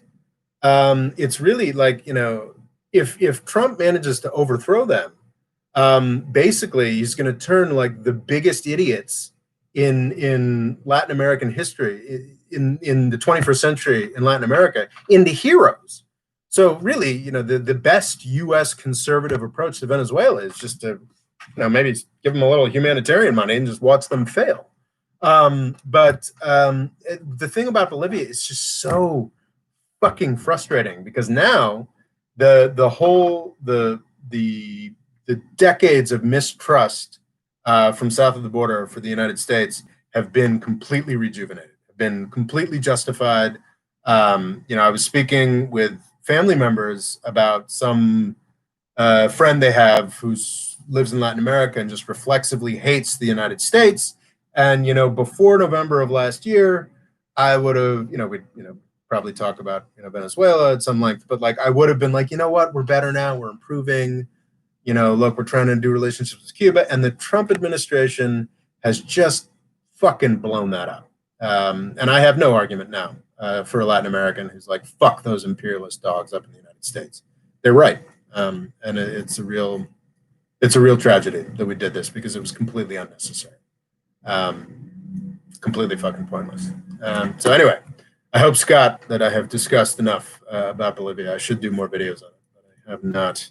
God damn it, we're coming to the end of, you know what? If it takes me 2.5, 3 hours to get through this, I will get through this, because god damn it, there are 7 people here. 7 people who support this channel, and I'm very grateful to. Okay. Well, yeah, so have we got any... let's see, Bolivia. Okay, Beyond Meat. Scott, it would be great to do some electric cars in the future. Okay, I think we discussed that already. Bolivia, says Scott. Yes, we were talking about Bolivia. Obama left them alone. Yes, but even I think in the latter Bush years, probably just because we were so distracted by the disaster that created in the Middle East. But, it still had a virtuous effect. We weren't dicking around in Latin America so much. And there's no reason. It pisses me off so much. Anyway, we basically created this incredible barn door for China to drive through if it can ever get it together to stop acting like such tin pot authoritarians. All right. Fadel said 03, right? 03, yes, 16 years in power. So okay, so I assume that's Evo Morales has been in power since 03. Local Extreme points out he pulled Mahathir, which is I guess Mahathir Mohamad, the guy in charge of Malaysia, who a lot of people were very pleased with. What is it, Logan? 2 or 3 years ago when he came to power, and is just a caretaker before moving on. He's in his 90s and is still somehow holding on to power 3 years later, which is, I don't think, impressing anybody. But perhaps Logan can speak to that better. Scott says, yes, that's why he only won with 40% of the vote versus 36%. That is the only reason he was ousted. I totally agree. And the second in command of Mass told him to step down. Yeah. Okay, cool. So, yeah. So Scott agrees with me that Evo Morales should not have stayed in power. But Mas is far bigger than Evo, and Evo was never the drug-dealing thug the right said he was. He was a far less of a dictator than Trump. I think that's very believable, very plausible. Yeah, it's also important to mention, and I think about Bolivia, what's interesting about this is can they get away with it? Because if this had happened in the 1970s, we would never fucking hear about it. Janine Áñez could massacre all the indigenous she wanted.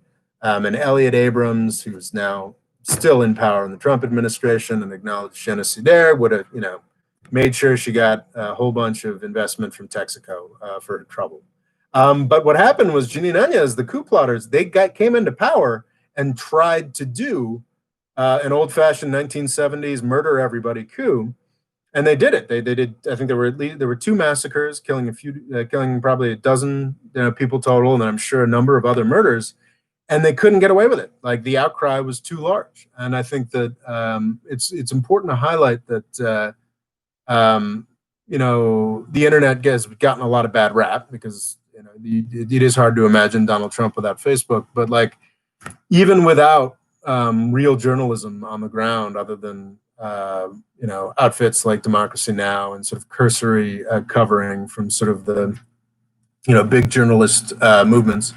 Sorry, I guess Democracy Now! Is doing a lot of coverage. It's interesting, if you Google Bolivia, you don't get New York Times, you don't get Washington Post, you get Democracy Now!, you get a bunch of sort of left-leaning folks, organizations that are doing the valuable journalistic work that shames the New York Times and the Washington Post and Reuters into covering these things more appropriately. It was interesting because I think I did a Twitter thing where I was like, what the fuck, Reuters? There was some coverage of the general strike where they were like, general strike brings chaos to Bolivia. And it was interesting because I was researching again this morning, and I think that same article had a different title where they were like, actually,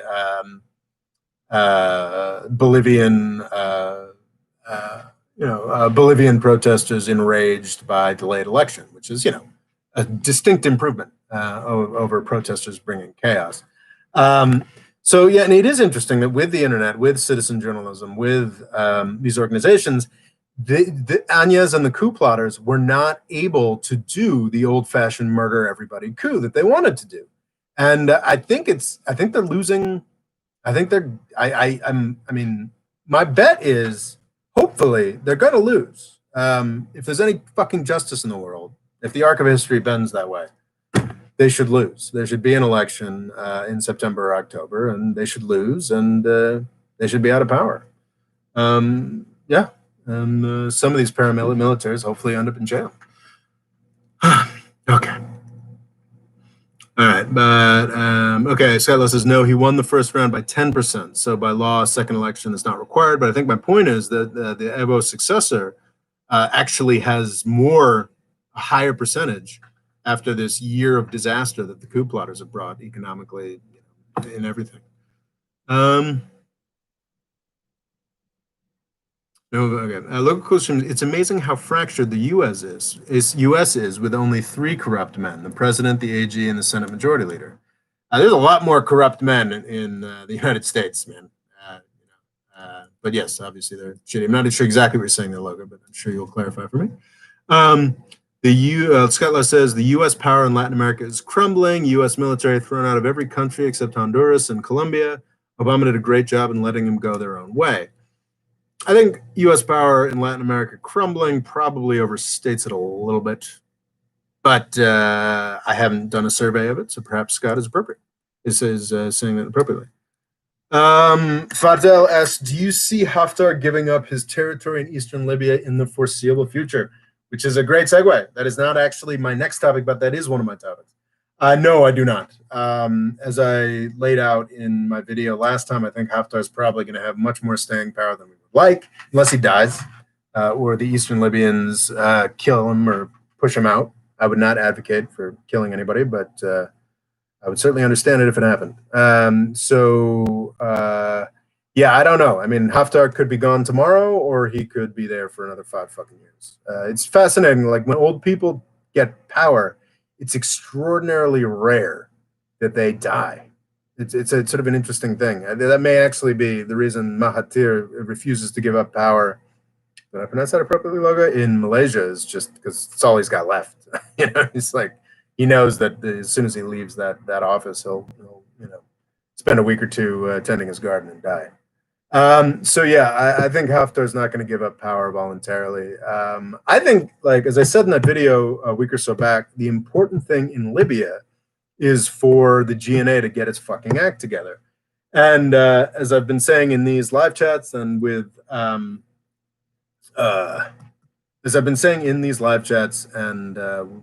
the video last time, I don't think the CERT offensive is going to happen. I think there's already been sort of a negotiated thing. I think that the GNA's best path to CERT is this is the city in the middle of the country that has been handed back and forth, like, seems like 5 to 10 times between differing factions since 2011. Famously, Egypt has made that a red line, or they're going to invade Libya. But I think what's probably practically more important is that Putin and Erdogan sort of said, well, this is probably not going to happen. So yes, there has been no CERT offensive. I wouldn't be surprised if we made it through the year without a CERT offensive. And what there has been is inter-GNA militia clashes. So the Government of National Accord, just like Haftar's government, by the way, Haftar sells himself as being better than that, but it's not, is a collection of militias. And by being pressed by Haftar for the past year, since more than a year, I guess it was April of 2019 where the offensive started, and it was May and June where it collapsed.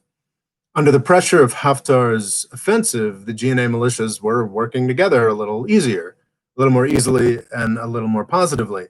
Now, unfortunately, there's already been violent clashes, July 8th, July 31st, between militia elements, and that's a goddamn shame. And now, of course, we've got the added factor of Syrian militias that the Turks have thrown onto the front lines.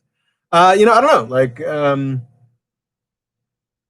this is something that was almost certainly going to happen, but it's also disappointing. But it could also provide an opportunity for the GNA to get its act together. I don't know if they've got more funding from Turkey. They should be getting more funding from the United States and the United Nations. That's certainly something worth pressuring for. They should figure out. I mean, like, it's not like they're going to be able to crush every militia in that part of Libya. My understanding is that, the Misrata militia is incredibly powerful, and other militias from other towns.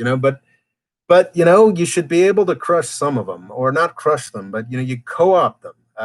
It is not, now is the time for politics in Libya, not war. And I think resolving the Haftar issue, being able to wrangle control over Sirte and the oil infrastructure that it's apparently a key part of, will be much more easily acquired by the government of national accord in Tripoli, developing a little more legitimacy and a little more control over its own territory. They're not going to be able to instantly wipe out all the militias. It's just not going to happen. That's what Haftar promised, that even he wasn't able to deliver in his own territory. But figuring out, doing the difficult political work of knitting real peace and security together in the majority of the populated areas of Libya that GNA controls is what should be the next step. So yeah, that's sort of what I got to say about Libya. All right, man, we just got two more topics. And of course, anything else. You have questions on anything. Pags, you want to talk about tech industry? Ask me more questions. Yeah, so we only got, okay, we got just two more. Oh no, three more topics. Jesus. This was something else was brought to my attention that I had missed over the past month. Thanks on the sort of the YouTube community. Somebody mentioned this. Armenia and Azerbaijan had serious clashes again. Looked at the body counts, sadly, and it didn't look. I think it was last year or maybe 2 or 3 years ago at this point. Armenia and Azerbaijan had, like, after a decade or so of relative, peace and security, there had been a massive upswing in violence, where I think 40 or 50 people died. This is 2 or 3 years ago. I think maybe a dozen folks have died. So Armenia and Azerbaijan are obviously two countries with a long history of serious hatred, which was squashed because they were both sort of involuntarily incorporated into the Soviet Union, debatably voluntarily incorporated in the Soviet Union between, I want to say from World War I until the early 90s. Probably, yeah, I'm almost certain. But Armenia is filled with Armenians, and Azerbaijan is filled with Turkic people. And as you all well know, the Armenians and the Turks do not get on well. And the first thing that Armenia and Azerbaijan did after the dissolution of the Soviet Union was get into a big, nasty war. And Armenia, I think it's fair to say that in that initial war in the 90s, Armenia kind of got the better of Azerbaijan. Specifically, they took an area of Azerbaijan that I believe under most international law is still considered a part of Azerbaijan, an area called Nagorno-Karabakh that was perceived to be majority, or perhaps to a degree ethnically cleansed to become during the war. Don't quote me on any of this, and this is just from memory. Nagorno-Karabakh, this enclave, is within Azerbaijan's official territory, has been controlled by Armenia since the 90s. At that point, the Armenians have a very large and wealthy diaspora that they were able to benefit from. So it was sort of, this particular frozen conflict. Both of them are sort of in Russia's sort of near abroad, and Russia likes frozen conflicts because it sort of keeps things unstable, gives them something to maintain, keeps the people around them weak. But it was I think initially a frozen conflict that was sort of in Armenia's favor. They just sort of held on to this enclave in Azerbaijan. But a sort of uncomfortable thing happened over the course of the aughts and the teens. Well, I suppose ending in 2015, though it had gotten to a pretty far point, was Azerbaijan became an incredibly wealthy petrostate. So you've got Armenia with the support of the large diaspora occupying Nagorno-Karabakh, a enclave that I believe is still majority inhabited by Armenians, but in Azerbaijani soil, and then a very wealthy petrostate that's very angry about this, and sort of both, I guess, primarily mediated by Russia, occasionally to a degree, but it's definitely one of the nastiest frozen conflicts in the world, and it just intermittently flares up. I've been meaning to make a video on it for years, and then just sort of have never done so. I often think about sort of doing a frozen conflict series. I think that'd be pretty cool. But that's one of them. And this is the second time, like in 5 years, that there's been a big flare up. So it's possible that it's getting worse. It's also possible that Azerbaijan is like shit. Like we see the writing on the wall. Like our oil and gas isn't as big a deal as it used to be. Maybe they're getting a little more frisky. I don't know. The dynamics could be completely different. It's just a dynamic that appeals to me. Also important to remember that, of course, you've got geographically, you've got Azerbaijan, you've got Armenia, you've got Georgia up here that's like, oh, fuck. But then you've got Russia, and then you've got Turkey. And I think there are a number of reasons why Russia might consider taking Armenia's side against Azerbaijan, and Turkey and Azerbaijan have sort of Turkic solidarity. So that's another wrinkle that makes this, place with a lot of grim potential. Interestingly, I had never really thought about it this way before, but yeah, I guess, I was talking about, how Syria and Libya are now sort of Russo-Turkish frozen conflicts. I guess you can kind of say that Armenia-Azerbaijan is another Russo-Turkish frozen conflict. It's kind of interesting. Anyway, oh man, I'm slowing down a little here, which is good because I've only got 2 more topics. What do we got for commentary?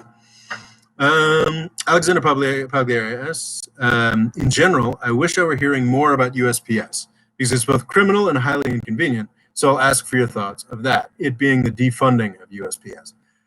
So the United States Postal Service is a tremendously important service. It's in the Constitution. It is something that Benjamin Franklin apparently is credited with building. I'm not sure how accurate that is because I think by the time the Constitutional Convention, he's a very old man. I'm pretty sure he was. I don't know if he was the first Postmaster General. It was pretty ceremonial, I would imagine. But the Postal Service, tremendous, time-honored, beloved part of the U.S. government. Some Republican wackadoodles have had it in their mind for a decade or two that they'd like to privatize it and turn it to shit. It's a bad idea generally. My understanding is that at some point in the aughts, I think 2006 or so, some kind of weird funding obligation was put on the Postal Service. Like they're supposed to keep their pensions fully funded to a degree that nobody in private or public sector anywhere else has to. And that means that on paper, at least, the Postal Service loses money every year to the tune of billions. Don't know.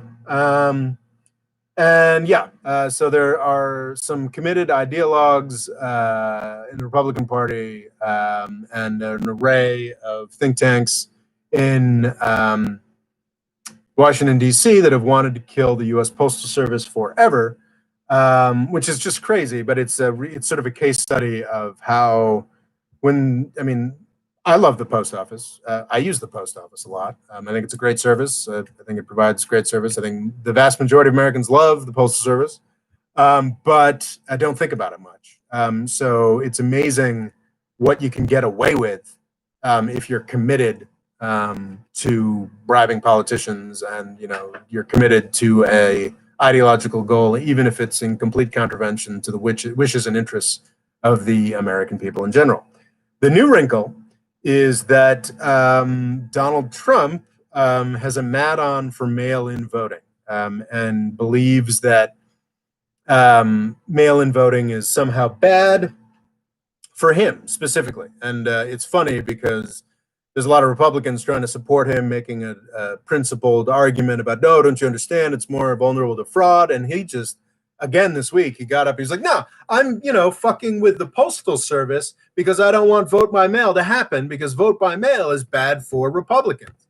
Yeah, I mean, which is just nuts. And there's nothing defensible about it. I guess it's something DeJoy is the Postmaster General that has been carrying out Trump's mission of destroying the post office.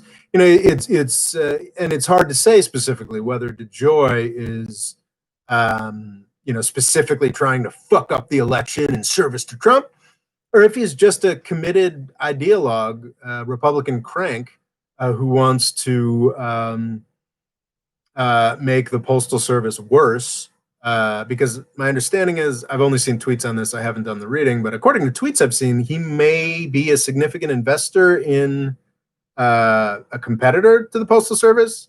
I don't know if that, Twitter's unreliable when I don't read below. I don't know if that means he owns some FedEx stock or if he's actually runs a company that is a direct competitor to the post office. Pretty goddamn fucked up. But regardless, Trump wants to fuck up the Postal Service. The Postal Service is actively being fucked up. Whether these things are, connected, I think is probably debatable.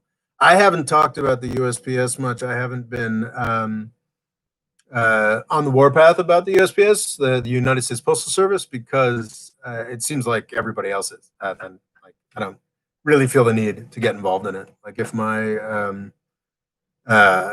if my elderly aunt, who mostly gets her news from anti-Trump memes, is concerned about the post office, there's probably not much I can add to the chorus. But yes, it's a real issue. People should be on it. People should be, if you're in the United States, you should plausibly be harassing your the Postal Office Board of Governors. What's interesting is I think the way the post office works is there's a board of governors that can eject this guy fairly simply. That was, again, something I was reading on Twitter. So, don't take my word for it. Do your own research. Go to your own protests about it. But I think that we're going to be talking a lot about the post office next week, and I don't think that my contribution is that valuable. Okay, that's what I got to say about the U.S. Postal Service. Thank you for bringing it up, Hanks. Yeah, that's a good question. Fadel asks, why is the U.S. allowing France to empire build? Man, that's a fucking great question for the whole 20th century. My very conservative father points out that actually the biggest fuck up in Vietnam was Harry Truman, who instead, President Harry Truman, in the aftermath of World War II, instead of working with Ho Chi Minh and the guerrilla groups that had done such a fantastic job kicking out the Vietnamese, he opted, probably for European political reasons, probably around NATO formation, to support France in its idiotic and failed attempt to rebuild their empire in Vietnam. After a very brief interval in the direct aftermath of World War II, Truman and Acheson and the sort of architects of the military-industrial complex, the sort of Cold War foreign policy infrastructure in the United States, after about a year or two, out of which we got, well, also just Indian agitation and British bankruptcy, but also to a degree U.S. pressure, we got the independence of India and Pakistan. After that sort of brief interval, the United States decided that actually the British and the remnants of the British and French empires were worth propping up because the British and the French could be useful fighting against communism. That obviously fell apart over the course of the 60s and 70s. And unfortunately, out of I don't know. For a while, so specifically, I assume Fado's speaking about what the U.S. is allowing France to get away with in North Africa, West Africa. Historically, honestly, that happened because the U.S. just didn't care much about what was happening in North Africa, West Africa. If the French wanted to, and the French also historically were a little bit better about um, disguising what they were up to there. I mean, there's in West Africa, specifically to a lesser degree in some North African countries. I mean, it's arguable that sort of French empire never really went away. They just sort of changed the names. I think there's a sort of West African currency that's sort of backed by the French, and there's a lot of reserves that are held in French banks, and it's all. I haven't done the necessary research on it. But unfortunately, after the U.S. basically the United States established AFRICOM, the Africa Command, in 2008, and within 3 years had destroyed Libya, which, as a follow-on effect, resulted in weapons and militia fighters pouring across West Africa. So the destruction of Libya led to the destabilization and jihadification of North and West Africa, which AFRICOM fucking loved. They created a job for themselves. And we're all special forces upped all over Africa because of this incredible fuck up in Libya. And the French have got in on it too, and they're our allies. And so it's a party we're sharing.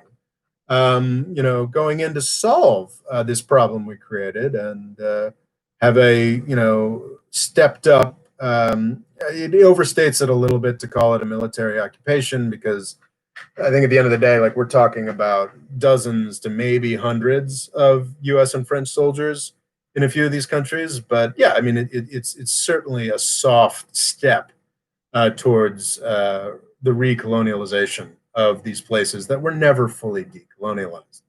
And you know what? That sucks. It's some bullshit.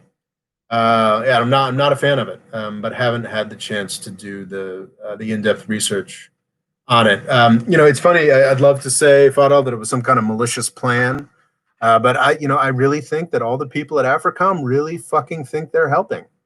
The Washington, D.C. doesn't even realize what it is we're doing to the world, which is a pity.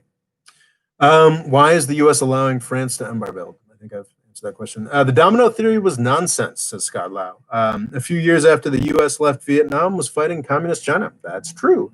Though I think actually at that point, when China invaded Vietnam in the aftermath of our leaving, I think that was nominally in service to us. I don't know if that's overstated. I think China and Vietnam have that's a legitimate centuries-long conflict, millennium long conflict. But I do think that when China invaded Vietnam after we left, I think we were probably, I don't know if we were actively cheerleading, but we certainly didn't have too much of a problem with it. But yeah, Vietnam is a natural ally against China, and continues and will continue to be so. Okay, it is. I've been doing this for 2 hours, and I got 2 more items I got to get through, but they are rather brief.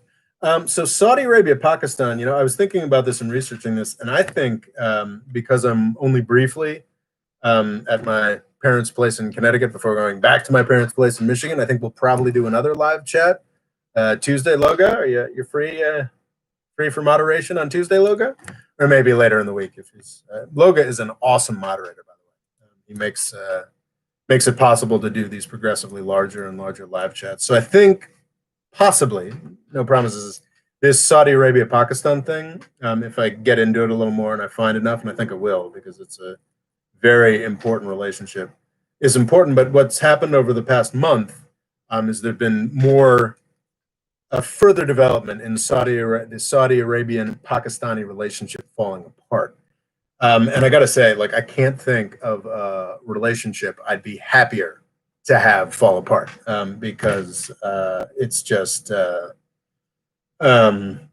I mean, if you just think of the legacies of this, the Al Qaeda, 9/11, Afghanistan's horror. I mean, this is the reaction of Saudi Arabia and Pakistan. This is actually kind of interesting. Something that when I did my Everybody's Lying About Islam series, I blamed essentially everything on Saudi Arabia. I'm like, these fuckers were so much richer than everybody else, so they spewed their poison and their hatred all over everybody, and that's all that there was behind radical Islam and terrorism and this, that, and the other thing.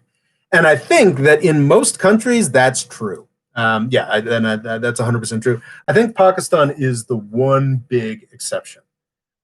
Because weirdly, this struck me watching there was a not particularly great, but fairly gripping, good for an airline ride. There was a film about the Mumbai hotel attacks, an action film. It was a weird, tonally it was an odd film, but it opened with this thing that was actually quite clarifying to me. It was some, speech by a radical preacher. And Pakistan is a country that came by its radical Islam, honestly, I guess. It wasn't just the bribery of Saudi Arabia. I mean, if you think about, there's nothing worse for a national culture than a deep conviction that you've lost. And I think Pakistan is an example of a country where there's a lot in the national culture. Not necessarily, well, yeah, anyway. With the caveat that I don't know near enough about Pakistan and India yet. But I think that there is a real element in Pakistani culture where it's like, we used to run India. That's us. We are the Mughals. We're the people who should control all of India. And it was stolen from us by the British and the Hindus and the and maybe one of the reasons it happened is we weren't extreme enough. So there really is like an extremist element to Pakistan that is, I think, more authentic and not just paid for and grown by the Saudis, the way most radical Islam is in the world. So that is something that I just felt like it was worth pointing to. But there's no question that the Saudi-Pakistani relationship has had a range of shitty results. What's interesting is that because of the fact that Saudi Arabia loved Pakistan for a very long time because they could provide all kinds of money, and Pakistan had money. Sorry, Pakistan did not have money, but Pakistan had a lot of people. And it also had a very serious military culture that, I think does come from the British to a degree, and obviously thousands of years of history to a degree. And just the fact that they had to constantly maintain a weird, fucked up military competitive relationship with India. So Pakistan is a serious military, doesn't have a lot of money. Saudi Arabia has a lot of money and no serious military. So there's sort of natural affinities there. Both Pakistan and Saudi Arabia during the Cold War were very tightly wound in the sort of United States power structures. But this is now falling apart a bit because the United States is getting closer to India. So Saudi Arabia, even though they have that supposedly so valuable, Muslim affinity with Pakistan, has to do what the United States wants, pretty much. There's the Organization of Islamic Cooperation, which is a grouping of 50 Muslim countries. Pakistan really wants them to get angry about Kashmir. Something I haven't done the relevant reading on, but there's a serious conflict between India and Pakistan, and India took new steps that appear to Pakistan and many people in the world to be new and offensive in their dealing with Jammu and Kashmir. Pakistan wants the Organization of the Islamic Conference to stand up for Pakistan's issues and issues over Kashmir. But Saudi Arabia pretty much, owns and runs the Organization of the Islamic Conference. The particular issue that came up over the past couple of weeks was the Pakistani foreign minister being like, hey, assholes, why don't you, why haven't you, it's been almost a year, why haven't you, helped us issue a statement about Kashmir? And Saudi Arabia doesn't like it. There's apparently been some calling in of loans. There's been and it is kind of fascinating. It's nice to see one of the, most malign relationships over the past 20 years falling apart. And I think it's part of a dynamic that I've talked about in a video where I was talking about how Turkey and Indonesia and other Muslim countries are coming for Saudi Arabia. Saudi Arabia was able to be like the de facto, caliph for, the de facto leader of world Islam throughout the second half of the 20th century, just because they had so much fucking money and nobody else did. And now, Indonesia, Malaysia, Turkey, God, even to a very small degree, Bangladesh, all these other countries are able, becoming more serious, wealthy countries that also happen to be Muslim or, largely a majority plurality Muslim. So Saudi Arabia's sort of effortless power over everything is diminishing. And this is another example of that. And I think that's fantastic. So yeah, I might do a live video on this next week at some point, provided Logan's available to do some moderating. But because I think it is a fascinating dynamic. Of course, another addition wrinkle to this dynamic, Pakistan doesn't feel the degree of leeway. I mean, I think it's smart to have less Saudi money for sure. But the reason that Pakistan does feel some degree of mobility here is, of course, China. The Belt and Road Initiative, where China is running around building infrastructure for everybody, I think the significance of that is really blown out of proportion. I think that it is not, certainly not as sinister as the U.S. wants to portray it. Is, even useful in a lot of places in a small way. In Pakistan, it's a big fucking deal. I think it's something I mean, it's tens of billions of dollars, if not hundreds, maybe hundreds of billions of dollars, like for Pakistan, maybe $100 billion for Pakistan specifically. China is dumping a ton of money into Pakistani infrastructure. That Chinese money is going to be a hell of a lot more useful than Saudi Arabia's here, let me build a fucking Wahhabi mosque for you money. And the reason that Pakistan's sort of the only real part of the Belt and Road Initiative is that, yeah, China really, really, really, it's incredibly important to them that they have another outlet to the West, because they do, to the West, yes, have a Western outlet through Xinjiang province, of course. But a sort of land-based outlet to the other sea, but beyond the Straits of Malacca or the island chains of the South China Sea, because it is still the fact that if, and will be, I think, for at least another decade or so, that if China got into a war with the United States, at this point, they'd automatically be in a war with the United States, Japan, probably South Korea, probably Vietnam, and then they'd be instantly chokeable. Instantly, you could instantly cut off their shipping. There's some question about whether U.S. Could get anywhere near the Chinese mainland, but 200 miles out from the Chinese mainland, where all the oil that China relies on comes from, they'd be fucked. So yeah, the Belt and Road, the Chinese relationship with Pakistan is serious and long-lasting, and it is a serious reorganization of world power structures. And if that functions to the point where Saudi Arabia has less influence over things like the Organization of Islamic Conference in the world in general, well, that sounds just fine. All right, 2 hours and 10 minutes, and there is, of course, one last little bit that I have to address that I want to, be happy about. I was considering running a video supporting this result, but A, I got lazy, and B, my hunch was that she wouldn't need it, and I was right. She did not need it. Ilhan Omar dominated her Tuesday, August 11th primary challenge. Just crushed this guy. Anton Melton. Who cares? Who cares what his name is? Because he's not a factor. Despite the fact that he got, I think, the figure that strikes me is $13 million in outside support through very shadowy, confidential sources, which was, I don't want to sound like some kind of anti-Semitic conspiracy theorist, but yes, it was a lot of IPAC adjacent money. The Democratic Majority for Israel was one of the super PACs, the Political Action Committee. So basically, this is the I think the third.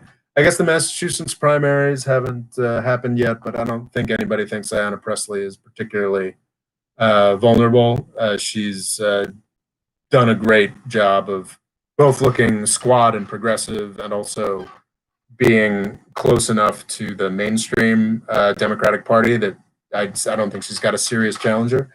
But Rashida Tlaib, Ilhan Omar, Alexandria Ocasio-Cortez, this sort of famous squad of progressive women of color have all faced really well-funded outside money challenges. Not in so the election is in November, but all of these women, as is to be expected for them to be, so progressive, is they're from very blue districts, very democratically facing districts, and all of them. So what matters is the primary, which happens at different times. I think Ocasio-Cortez was a month or two back, where not only did she crush her primary challenger, Jamal Bowman, unseated another war-mad Democratic guy who'd been there for 30 or 40 years. Well, why am I so excited about this, you might wonder? I do actually still consider myself conservative in a lot of ways, and I think that a lot of the economic priorities of these women are kind of nuts. But one thing that I love about the squad, I think Ayanna Pressley, I haven't seen much from her that's that exciting. From Ocasio-Cortez, minorly. But from certainly Rashida Tlaib to a degree, and from Ilhan Omar more than anything else. This is a popular, exciting, young, dynamic political grouping in the United States that is emphatically anti-war, emphatically anti-military industrial complex. And that is fantastic. And that is something that I am delighted to see.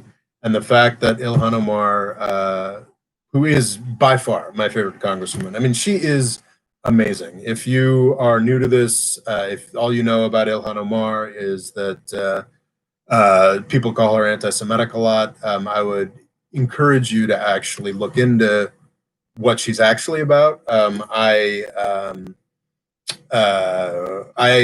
have a video that I made about Ilhan Omar about a year ago. If you go to the community section, I reposted it on August 11th, so it's just one or two down. When she won her primary, I used the clip that was selectively edited to say she hates America. In that, I think she doesn't hate America. I think she's trying to redeem America from its evil foreign policy.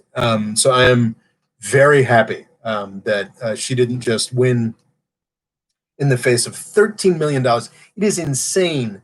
Like, I think $13 million is a lot of money to be poured into a House race, like an actual House of Congress race between a Democratic and a Republican that, the election takes place in November. But $13 million for an outside challenge against the popular incumbent Democratic congresswoman in her own state, in her own party. I mean, that's an insane amount of money. And and she just smacked him. And that is something that I'm very happy with. And a note that I'm happy to sort of leave this 2 hour and 20-minute long patron only newscast with. However, I will go through all of your questions first. There are not many questions or comments. Come on, guys. I'm here to interact. I'm delighted that we've now 7 people watching. So if you have more questions, I will keep answering. Okay. Why is the U.S. allowing France to embargo? Discussed that already. Scott Lott talked about the domino theory was nonsense. That's very true. Yeah, Scott Lott says there's nothing worse than a national identity that thinks of yourselves as losers. He points out Germany 1919 is a great example of that. So yeah, it's not good. It's a really good analogy. I should have brought that out. Scott Lott says, okay, one reason the Democrats are far, far less likely to start a war, the growing progressive wing won't let them.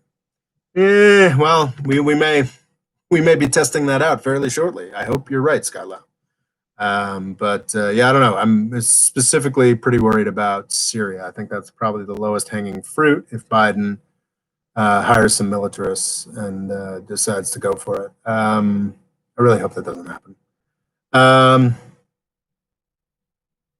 But if it does happen, we'll at least have some U.S. allies backing. Oh, it's so depressing. Anyway, regardless, Biden will be an improvement over Trump. I hope he's a big improvement over Trump. Scott Lau says Mitch McConnell's Democratic opponent is a pro-Trump militarist. That's why unpopular Mitch is ahead by 20 points. Frack.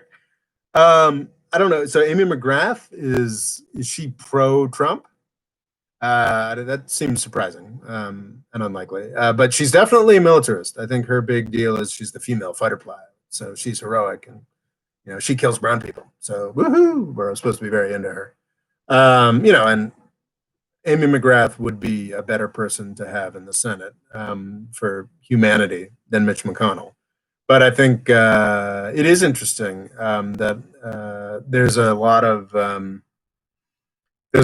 of institutional weight and a lot of Democratic folks. So this is a very left-wing critique, but I think there's some validity to it. Like I see this a lot on left Twitter. Is like there's sort of a lot of Democratic folks. Rahm Emanuel, I think, was sort of a point man on this, that loves to nominate national security freak Democratic folks. The theory being that, like, ooh, what they want is, what the American people want are tough people. If the Democrats can convince them they're tough, then they're going to win. And it's debatable whether that's really been borne out. I mean, it has been to a degree. And I think that if you look at the Democratic wave, in 2018, yeah, there were a lot of national security freaks. It's funny because, yeah, like there was a famous controversy, Rashida Tlaib got to Congress and was like, yeah, let's impeach that motherfucker. Squad types have been like all for impeachment and anti-Trump from the beginning. Yet when the Democrats finally decided to impeach Trump on ridiculously small national security grounds that nobody in the electorate really gave a shit about, they decided to highlight these 4 other white Democratic women who had sort of made the decision to go for impeachment, and they were all a bunch of sort of national security freaks, former intelligence people and this, that, and the other thing. And sort of the sort of left critique here is like, yeah, well, Rahm Emanuel and Nancy Pelosi think it's so clever to go for all these fuckers, but they've been trying to do that for a decade now, and these folks don't generally last in these swing state areas against Republican waves. And look, we've got these amazing progressive options, and I think there's some truth to that. I think there is something interesting about that critique. I think definitely, Democratic establishment outlets, militarist outlets are way too interested in this idea that, oh yeah, let's have a Congress full of Democrats that all used to work for the CIA and loves to bomb brown people. That's problematic for sure. But I do think that the critique, the idea that approach to electoral politics is completely wrong, has not been proven wrong, in fact. Because remember that the squad, these exciting new progressive folks, are all running in extremely strongly Democratic left-leaning areas. There are no tank plant or F-35 jobs in the Bronx or Brooklyn. where Alexandria Ocasio-Cortez and Jamal Bowman are becoming a sort of powerful new New York progressive caucus. Ilhan Omar may be from Minnesota, but her district is in Minneapolis. It is not, in fact, majority minority, actually. There's been some arguments she actually doesn't do too well with African American folks. Actually, that might have been a nasty smear on Twitter that I just fell for there. But yeah, but she does not have a majority district, but she absolutely has a progressive majority district. That's also true of Rashida Tlaib. That's also true for most of the state of Massachusetts for Anna Presley. So yeah, you can have these flagrantly, exciting new super progressive Democratic types in strongly Democratic, extremely safe blue seats. I don't think it's been proven at all that an exciting, fun, new progressive it can fly in the Virginia suburbs or the California suburbs or any of these places that really do matter significantly. So as much as I loathe the brown people bombing Democrats, I'm not entirely convinced that case for running national security freaks has been disproven. So anyway, okay. Questions. Where is Trump's alienation of Africa pushing them towards? Well, that's a great question. Where is Trump's alienation of Africa pushing them towards? I mean, the standard answer is China. China builds roads. They're evil. But yeah, I don't know. I would love it if Trump's alienation of Africa pushed them towards more reliance on each other. I think we've talked before here about how I think almost every African's largest trade partner is either their traditional imperial hegemon or the United States or China. Africa would be a happier, safer, more secure place if more African countries traded more with each other. So that'd be great. But and it'd also be great if we could get away from the idea that as I definitely put forward earlier in this talk with respect to Latin America, but I actually do think it's an important matter of national security for the United States to remain dominant in Latin America. Which it is not in Africa, frankly. It'd be great if Africa, Latin America, and these other countries didn't have to sort of trade patrons and just were able to be a little more freestanding. And I think the fact that they do have multiple patrons sort of now competing for their attention should hopefully be better at bringing that result about. So that is my hope for African countries now that the United States is run by a flagrant racist. Hopefully not for very much longer. That's another thing about Kamala. I mean, yeah, I know identity politics and tokenism and yada yada, but it is legitimately exciting that Kamala Harris is very likely to be a vice president who is a woman of color, African American, and also Indian American, Asian American, and I think that's very exciting. And yes, I think that will give us opportunities to rebuild some of these relationships. As fucked up as that may be, but I think that is the case. And also, what the fuck what have I been seeing recently about talking about how Kamala Harris is not African American? Like, fuck you, she's from Jamaica. I mean, you think that people of African descent got there without being slaves? You think that Jamaicans aren't part of North or South America? I mean, I don't know. I just think it's a stupid conversation. Anyway.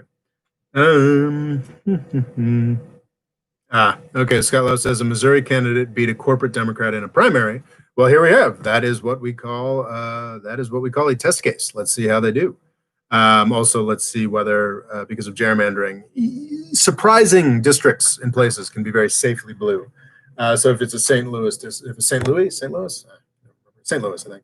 If it's a St. Louis district, then it's quite possible that's also a safe blue district, like Rashida Tlaib's in Michigan or Ilhan Omar's in Minnesota. Okay, it has been 2.5 hours.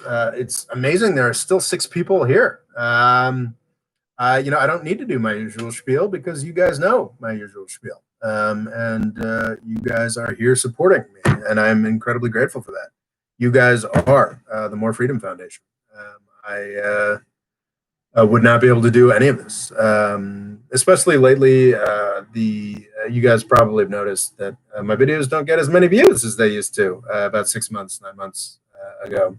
And that's because of a shift that YouTube has made. Basically, for most current events, geopolitics stuff, they now exclusively point towards, not exclusively, because I still do get some, scraps from the YouTube algorithm.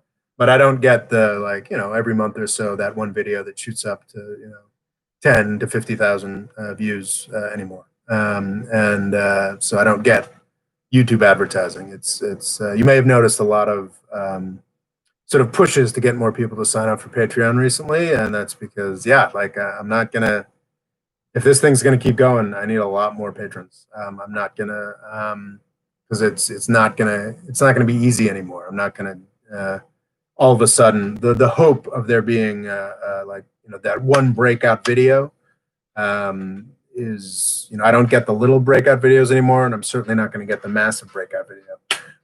So I'm perfectly happy to make videos for the rest of my life for 2,000 to 5,000 people. I'm perfectly happy with that level of influence. Unfortunately, I need to eat, and especially, my parents aren't so young, so I think I'm probably pretty stuck in the New York area, which is not cheap.